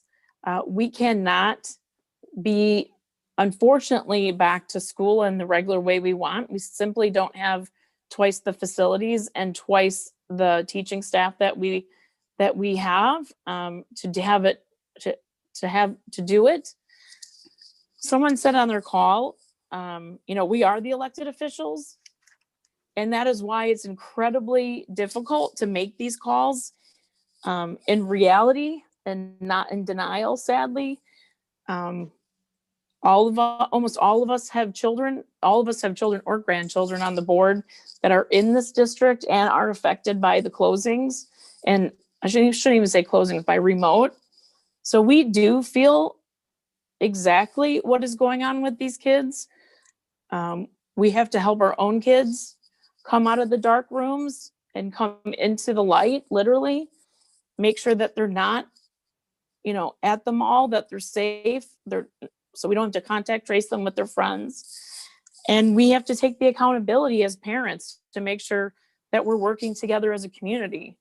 Make sure that they're on their computers and talking to their teachers and showing their faces and using their voices, which is very, very hard for them to do. And it's a very difficult thing to do as parents and still be the parent, but it's what our job is. And on top of that, we have the job of trying to do it for your students as well. 12,000 students that we also care about like our own. And so I don't want anyone to think that we take this lightly, because we do not. For people to say that we should be ashamed is very hurtful. I ask the community to look within yourself, to look within your own emotions and think about the fact that we are a community and that we are trying to put together solutions. One of the things we might be looking for is to get you together and get ideas from you, because it's everyone that needs to come together for solutions. We need you to do your part as a parent and your part as a community member. And we need to do it together instead of constantly ripping apart. It's been a very trying 9 months for everybody. So I just want everyone to know that this board, and you can disagree with things we've done, like close for the 2 weeks extra. I appreciate that. You can differ on that opinion, but this district does not take lightly the decisions we've made as a district. It is one of the largest districts in Illinois. It does not move as quickly as a very small district like Batavia or Geneva. Our neighboring districts, Elgin, Wheaton, Warrenville, Naperville, they have not been open this year. Wheaton has been open a little bit. The top 25 districts in the state, not open or open barely remotely. And they're not returning January 5th. They're returning later. The majority of them are returning later, I should say. So we have a lot of work to do, but we have not dropped the ball as much as we've been told. But we're always here to get better, to hear criticism, but to be told we don't care, that is unacceptable to me. That is unacceptable.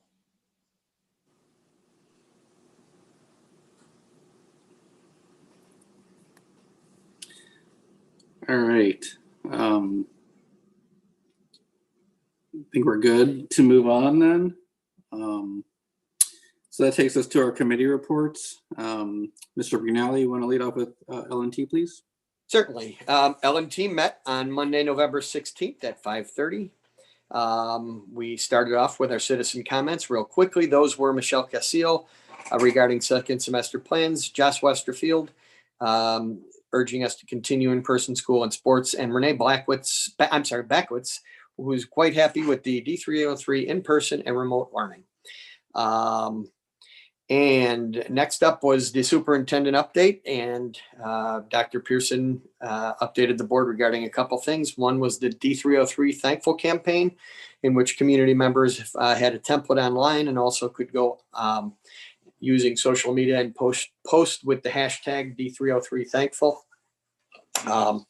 Survey window for second semester learning choice closed. We had 10,000 responses received, and they were urging some of the people who had not yet completed the survey to do that via their individual schools.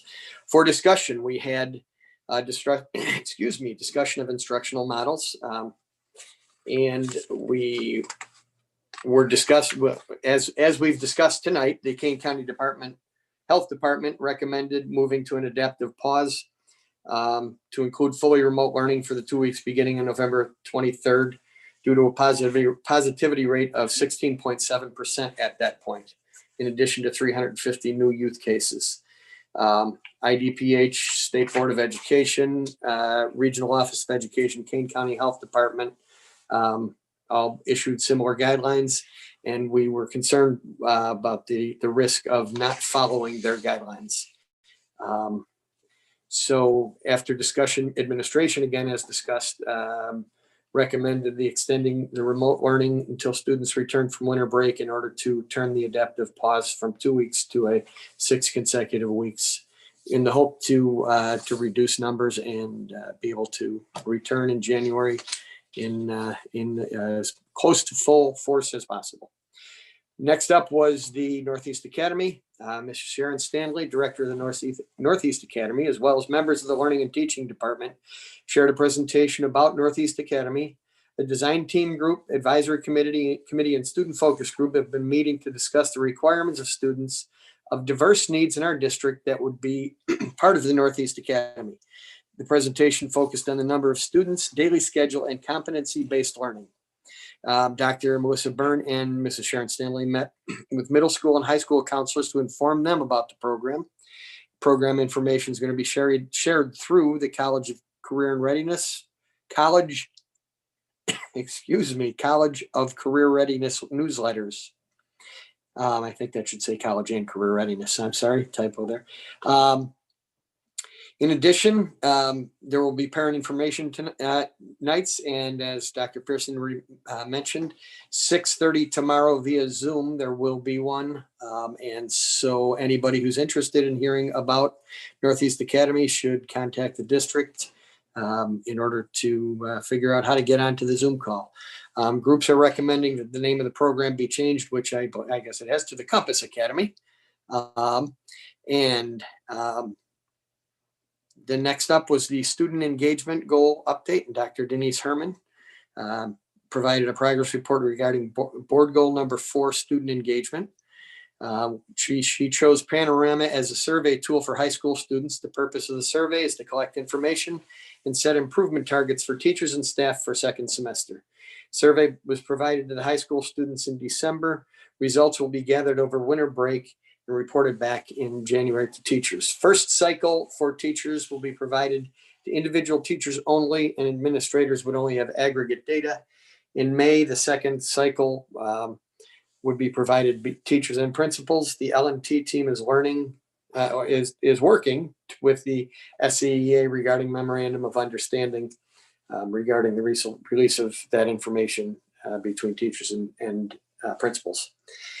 Next up was the student learning outcomes and goals. Dr. Herman again shared a presentation related to student learning outcomes and goals, formerly known as the Student Achievement Report. This reflects the state of the district's data and assessment results, and this is to improve instruction and learning. Board members thank the team for comprehensive report, and some of the information requested by the board were verification of the absenteeism percentage from last year, an analysis of the numbers of high school students failing classes compared to last year, PSAT data, information related to the winter benchmark assessment for Algebra 2, and then there was a consideration whether or not we were looking at some of the right goals and perhaps attending to some goal setting as a board. There was also a suggestion that board members receive a quarterly DNF report. The next meeting will be the December 1st meeting, or I'm sorry, December 21st. I don't want to mess up the date. That will be next Monday.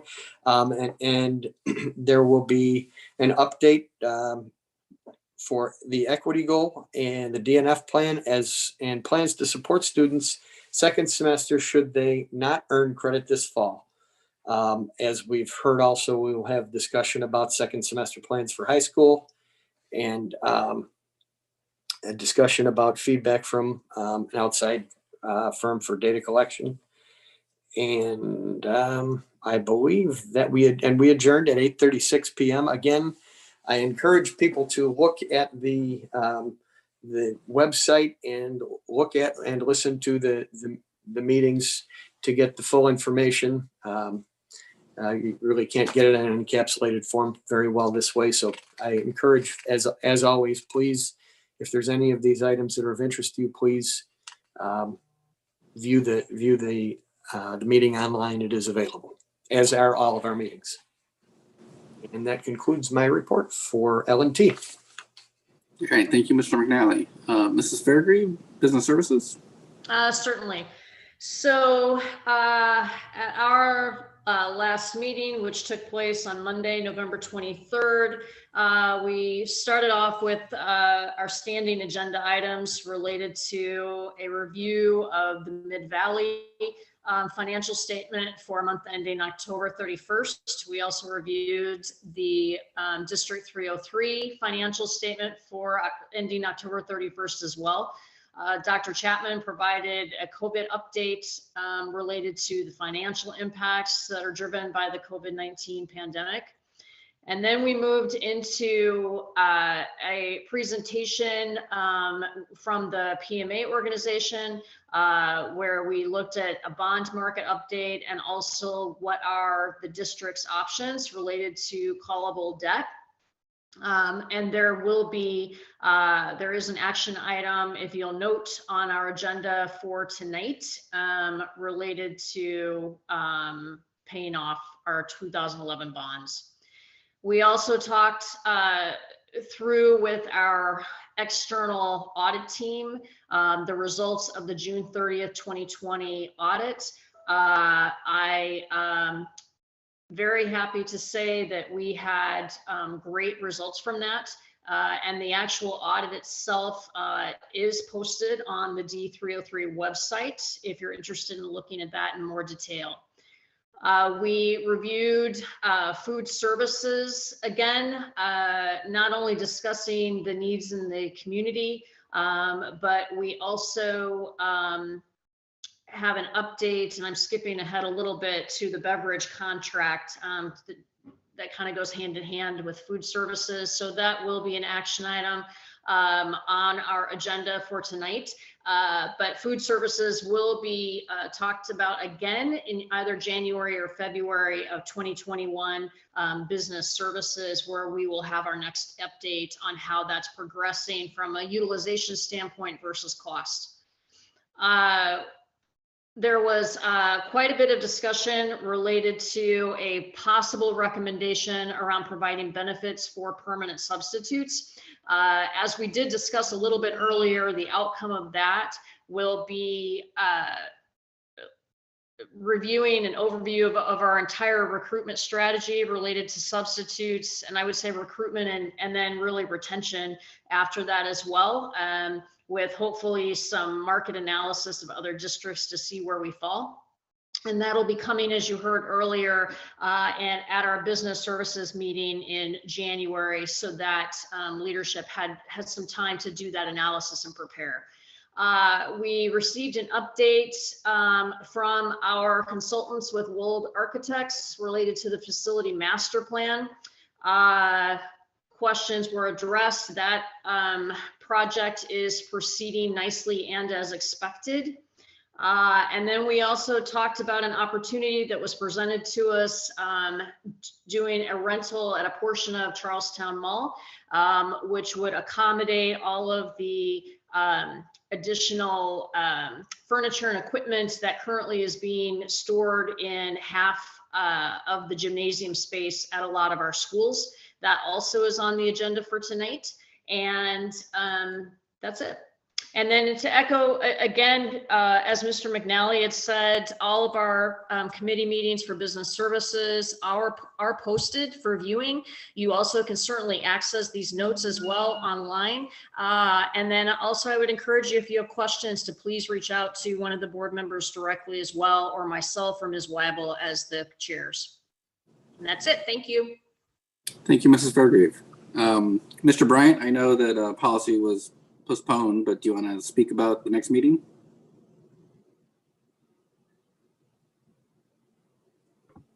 Yeah, I can speak on the next meeting. So we were scheduled to meet on November 16th to discuss two policies or two agenda items.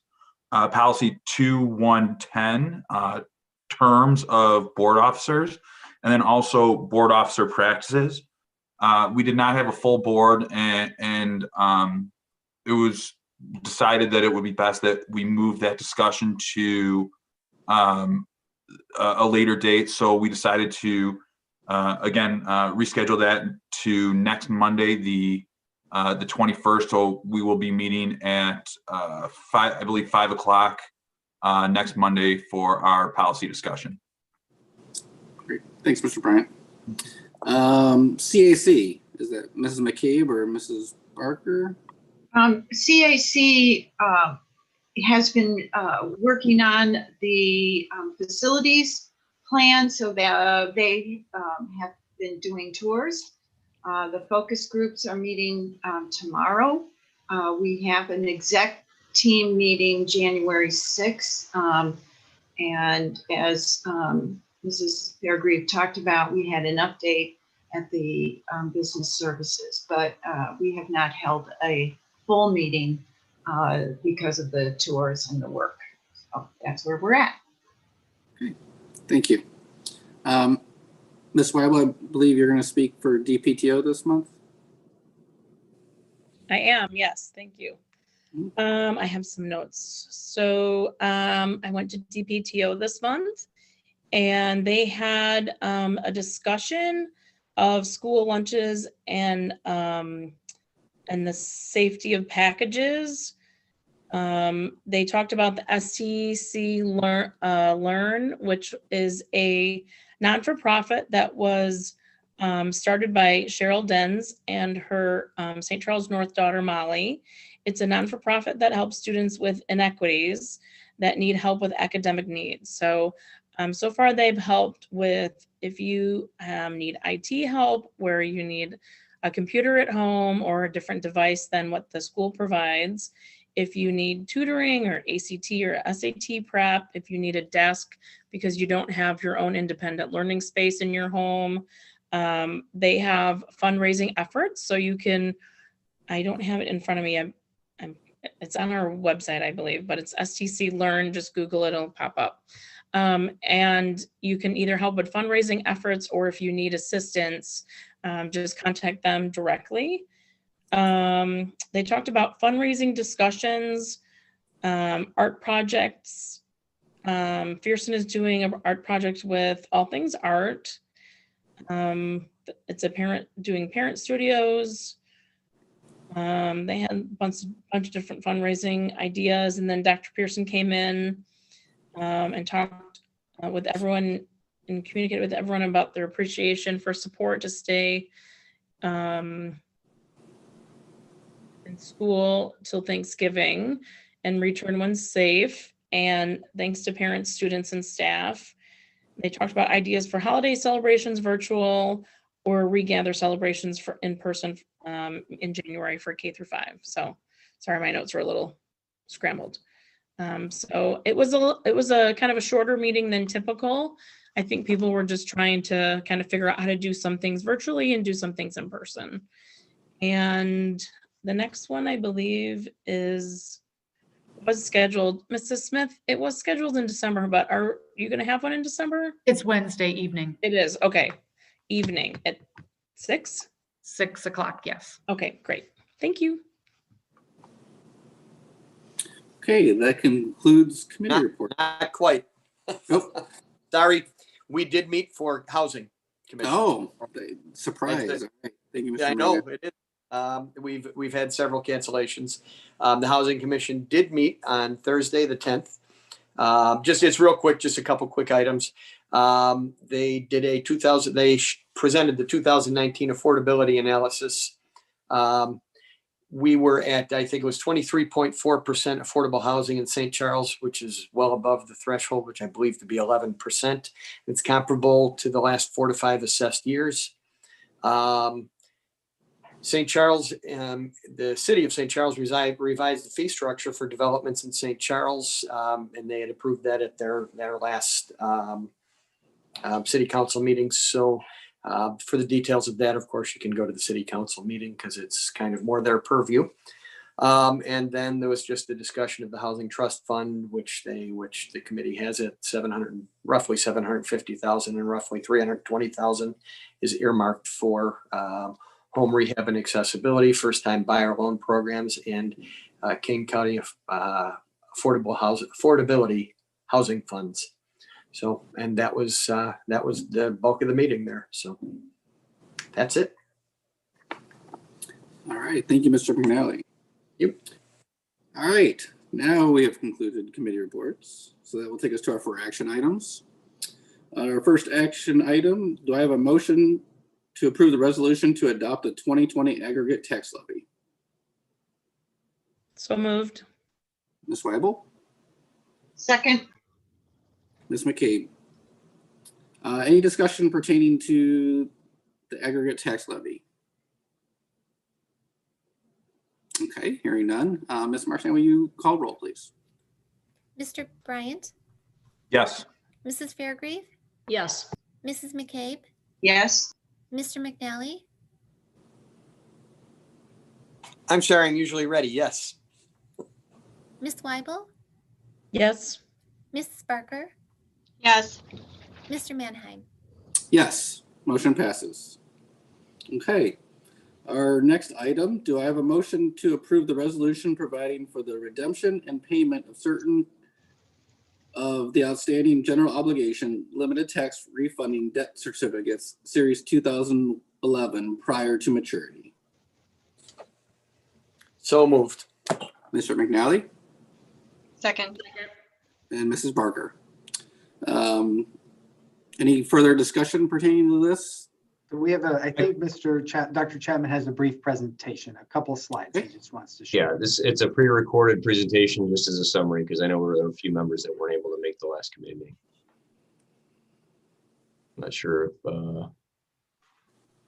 somebody from IT, I think, is going to be sharing that. There we go.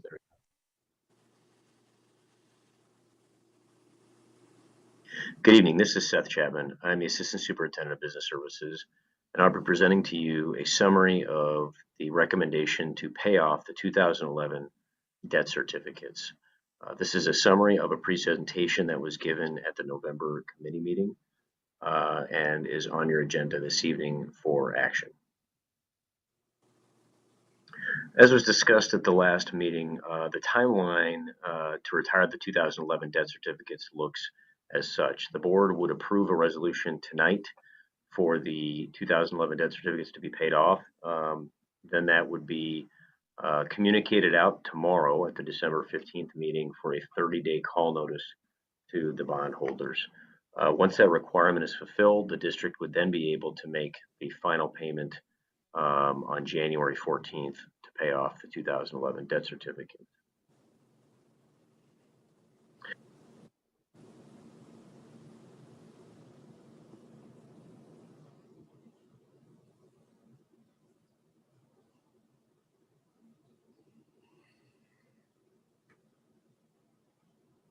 Here's a look at the outstanding.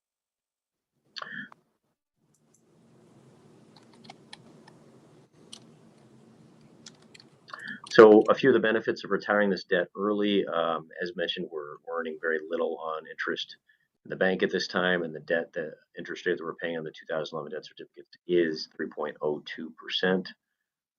That will save us almost $70,000 in interest that would have to be paid. That also results in cash flow savings in the future years. So we can reallocate starting in 21-22, $280,000, which escalates over the next 2 years after that before dropping off in the final year of $140,000. We can reallocate those funds towards other projects, which is especially important as we consider the facility master plan, which we expect to have a report out on in early 2021. Lastly, the payment we would make for just over $1 million would be made from the working cash fund, and we do have available funds from existing fund balance to make that payment without any problems. So as a summary, this is an option that the board has considered at the committee level, and we feel very confident that it's the most efficient and effective way to move forward, and we would recommend you approving this at the board meeting on December 14th.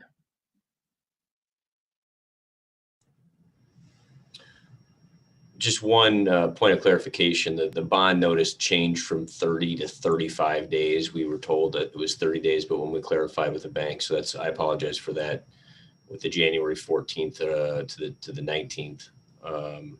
The 19th is the right date in which we're able to actually finally make that final payment. So any questions I can answer for you?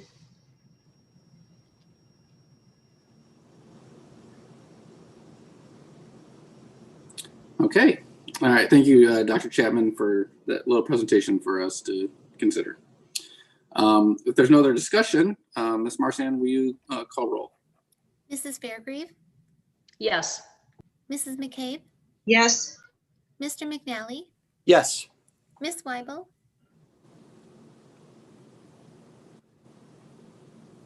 You're muted, Miss Weibel.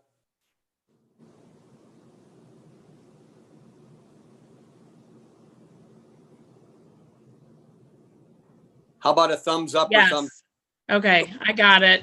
This is what happens when I'm on one machine. I don't know how to navigate back and forth between the agenda and this. Yes. Mrs. Barker, Yes. Mr. Bryant, Yes. Mr. Mannheim. Yes. Motion passes. All right, takes us to item C. Do I have a motion to approve the amendment and extension to the beverage contract? So moved. Ms. Fairgrieve? Second. Not sure. Mr. McNally? Doesn't matter. I don't care. I was looking at Mr. McNally. I'm not sure which one chimed in though. All right, any discussions pertaining to the amendment or extension to the beverage contract? Just a real quick clarification. We were able to get in the contract from the committee level, the revision, a $16,000 amount and lowering the quantities down to 57,000. So if you might recall from the committee meeting, the 20,000, of course, is a much better number, but the provisions of the contract call for proration the final year. And based off of the trend, there was no way we were going to hit those marks. So we were leaving ourselves in a position where that last year, the contract would be a reduction of well over 50% of that revenue. So we worked with them to bring that down to a more realistic number. We'll still probably have a proration the final year, but at least we'll be prepared for it. So just a heads up on that piece. Thank you. Thank you. Okay. Any other questions or comments? Okay, Ms. Marchand, will you call roll? Mrs. McCabe? Yes. Mr. McNally? Yes. Ms. Weibel? Yes. Mrs. Barker? Yes. Mr. Bryant? Yes. Mrs. Fairgrieve? Yes. Mr. Mannheim? Yes, motion passes. Okay, that takes us to item D. Do I have a motion to approve the St. Charles North High School emergency boiler replacement? So moved. Second. Mr. McNally. Any questions or comments pertaining to this? I just want to mention, this is actually the other boiler at North High School. Last month you approved the one that we repaired. Last month, the other one went down. So we want to get that one repaired over the break. If we get this approved tonight, we actually get a discount on the price, which I think you saw in the information. That's why it's here. All right, thank you, Dr. Pearson, for that. Any questions or comments pertaining to that? All right, Ms. Marchand? Mr. McNally? Yes. Ms. Weibel? Yes. Mrs. Barker? Yes. Mr. Bryant? Yes. Mrs. Fairgrieve? Yes. Mrs. McCabe? Yes. Mr. Mannheim? Yes, motion passes. All right, that takes us to our consent agenda. Are there any items anyone would like pulled? President Mannheim, can we pull J, please, destruction of minutes? Okay. Is there anything else anyone would like pulled? Okay. Do I have a motion to approve the consent agenda except for item J? So moved. Second. And Mr. Bryant. Okay. Any comments? Hearing none. Ms. Marchand? Ms. Weibel? Yes. Mrs. Barker? Yes. Mr. Bryant? Yes. Mrs. Fairgrieve? Yes. Mrs. McCabe? Yes. Mr. McNally? Yes. Mr. Mannheim? Yes. Motion passes. Do I have a motion to approve item J, resolution authorizing the destruction of verbatim recordings of closed board meetings? So moved. Mrs. McCabe? Second. Mr. Bryant? Just to explain to my fellow board members why I pulled it. It's been several years now that I pulled this, but I do not agree with our the destruction of minutes. It is standard protocol for us to destroy the minutes. The verbatim minutes at 18 months. I just personally don't agree with it, so. Okay. Any other comments? All right, Ms. Marchand? Mrs. Barker?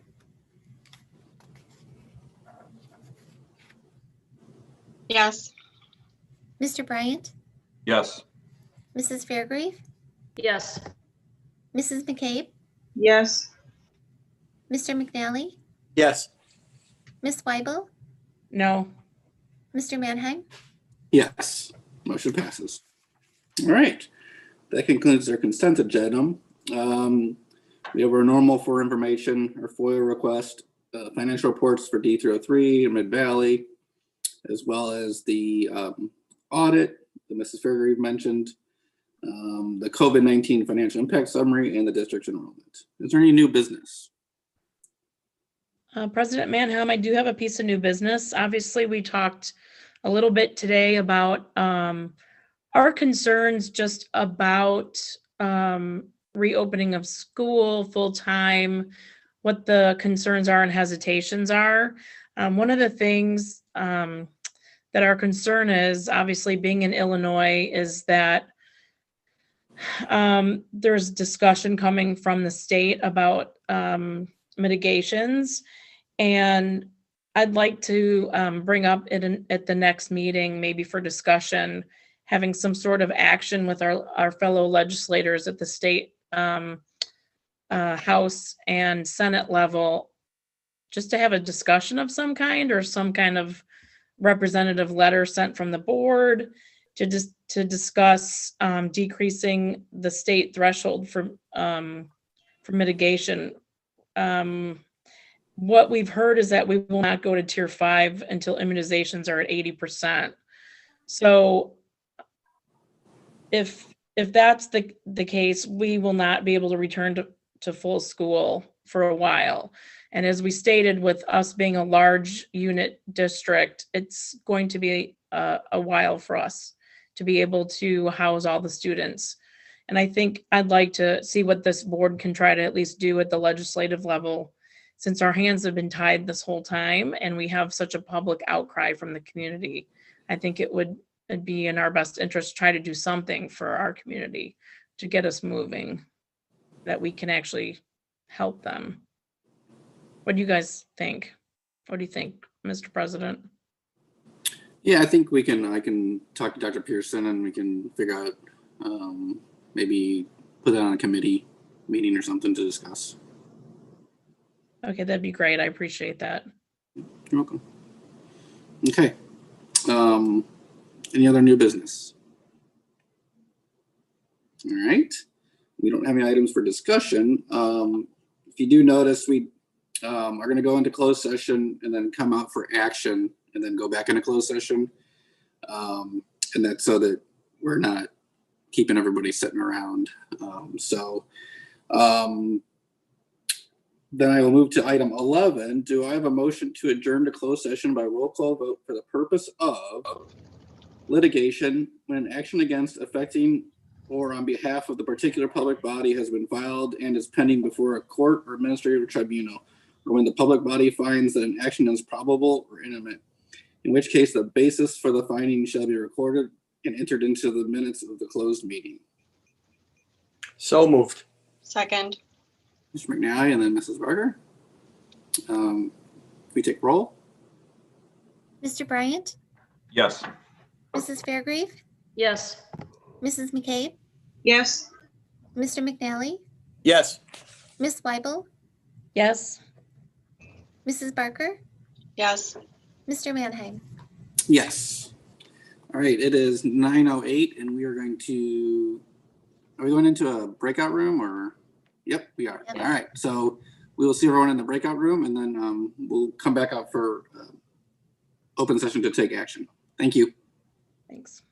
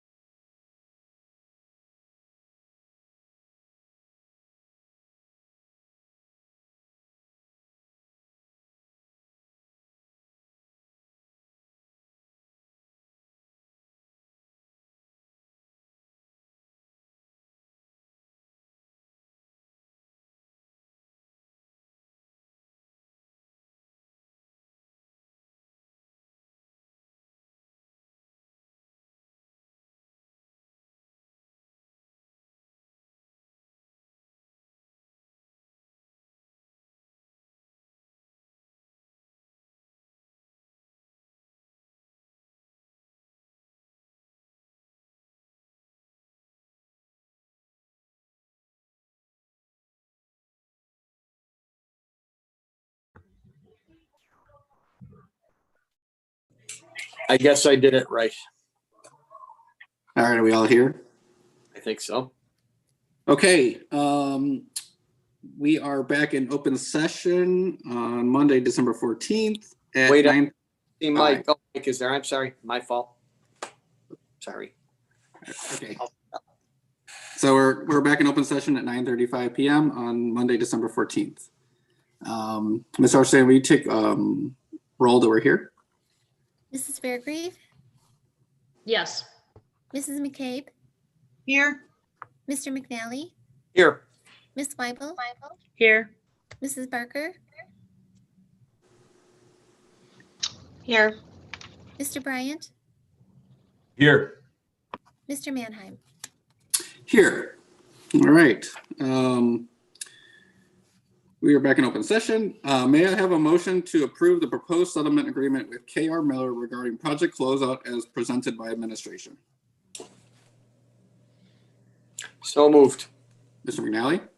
Second. Mr. Bryant, I think I heard. All right, any other discussion pertaining to this item? All right, hearing none. Ms. Marsan, will you take a roll, please? Mrs. McCabe, Yes. Mr. McNally, Yes. Miss Weibel, Yes. Mrs. Barker, Yes. Mr. Bryant, Yes. Mrs. Fairgrieve, Yes. Mr. Mannheim. Yes, motion passes. Okay, thank you, everyone. Board, we are going back into closed session. So do I have a motion to adjourn to closed session for the purpose of the appointment, employment, compensation, discipline, performance, or dismissal of a specific employees, specific individuals who serve as independent contractors in a park, recreational, or educational setting, or specific volunteers of the public body or legal counsel for the public body, including hearing testimony on a complaint lodged against an employee, a specific individual who serves as an independent contractor in a park, recreational, or educational setting, or volunteer of the public body, or against legal counsel for the public body to determine its validity. So moved. Mr. McNally. Second. Ms. Weibel. Ms. Marsan? Mr. McNally, Yes. Miss Weibel, Yes. Mrs. Barker, Yes. Mr. Bryant, Yes. Mrs. Fairgrieve, Yes. Mrs. McCabe, Yes. Mr. Mannheim. Yes. All right, I will see you in the breakout room. Good night. Thank you. Thank you, guys. Bye. Thank you. In the breakout room there. Night, Mr. Manning. Where's Good that? night. Good night, Mr. Manning. Where Good is night. Okay, Where's the hold breakout on. room? We need the breakout Oh. room. Do we need it or are we? No, It's that. we No, we need it. no, we need it. Okay, so because I don't see the. Right. I'm texting. Hold on one second. Okay, I'm Just a sorry. second, they have to send the invitation. Just 1 minute. There you go. There we go.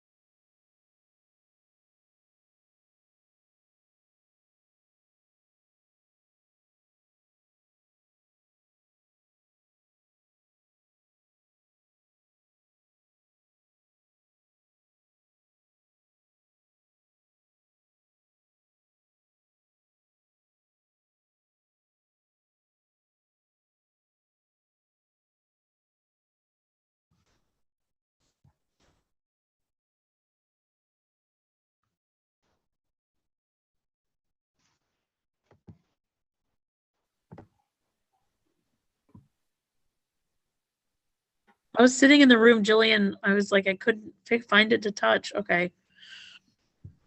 Is Jilly here? Jillian? Okay. We are now in open session. It is 11:10 p.m. on December 14th, 2020. Roll call, please, Ms. Marzin. Mrs. Marzin. Ms. Marzin. Mrs. Barker, Here, yes. Mr. Bryant, Here. Mrs. Fairgrave, Here. Mrs. McCabe, Here. Mr. McNally, Here. Miss Weibel. Here. May I have a motion to adjourn, please? So moved. Second. Ms. McCabe, Mrs. Barker, all in favor? Or do we need a roll call? That was me, actually. You can do an all in favor, but I have to see all of you say something, or we can take roll. Let's do a roll. Okay. Let's do a roll quick. Okay, Mr. Bryant, Yes. Yes. Mrs. Fairgrave, Yes. Mrs. McCabe, Yes. Mr. McNally, Yes. Mrs. Barker, Yes. Miss Weibel. Yes. All right. Thank you, everyone, Bye. for all your help. Have a lovely everyone. Thursday. Thank you. Bye. Thank you.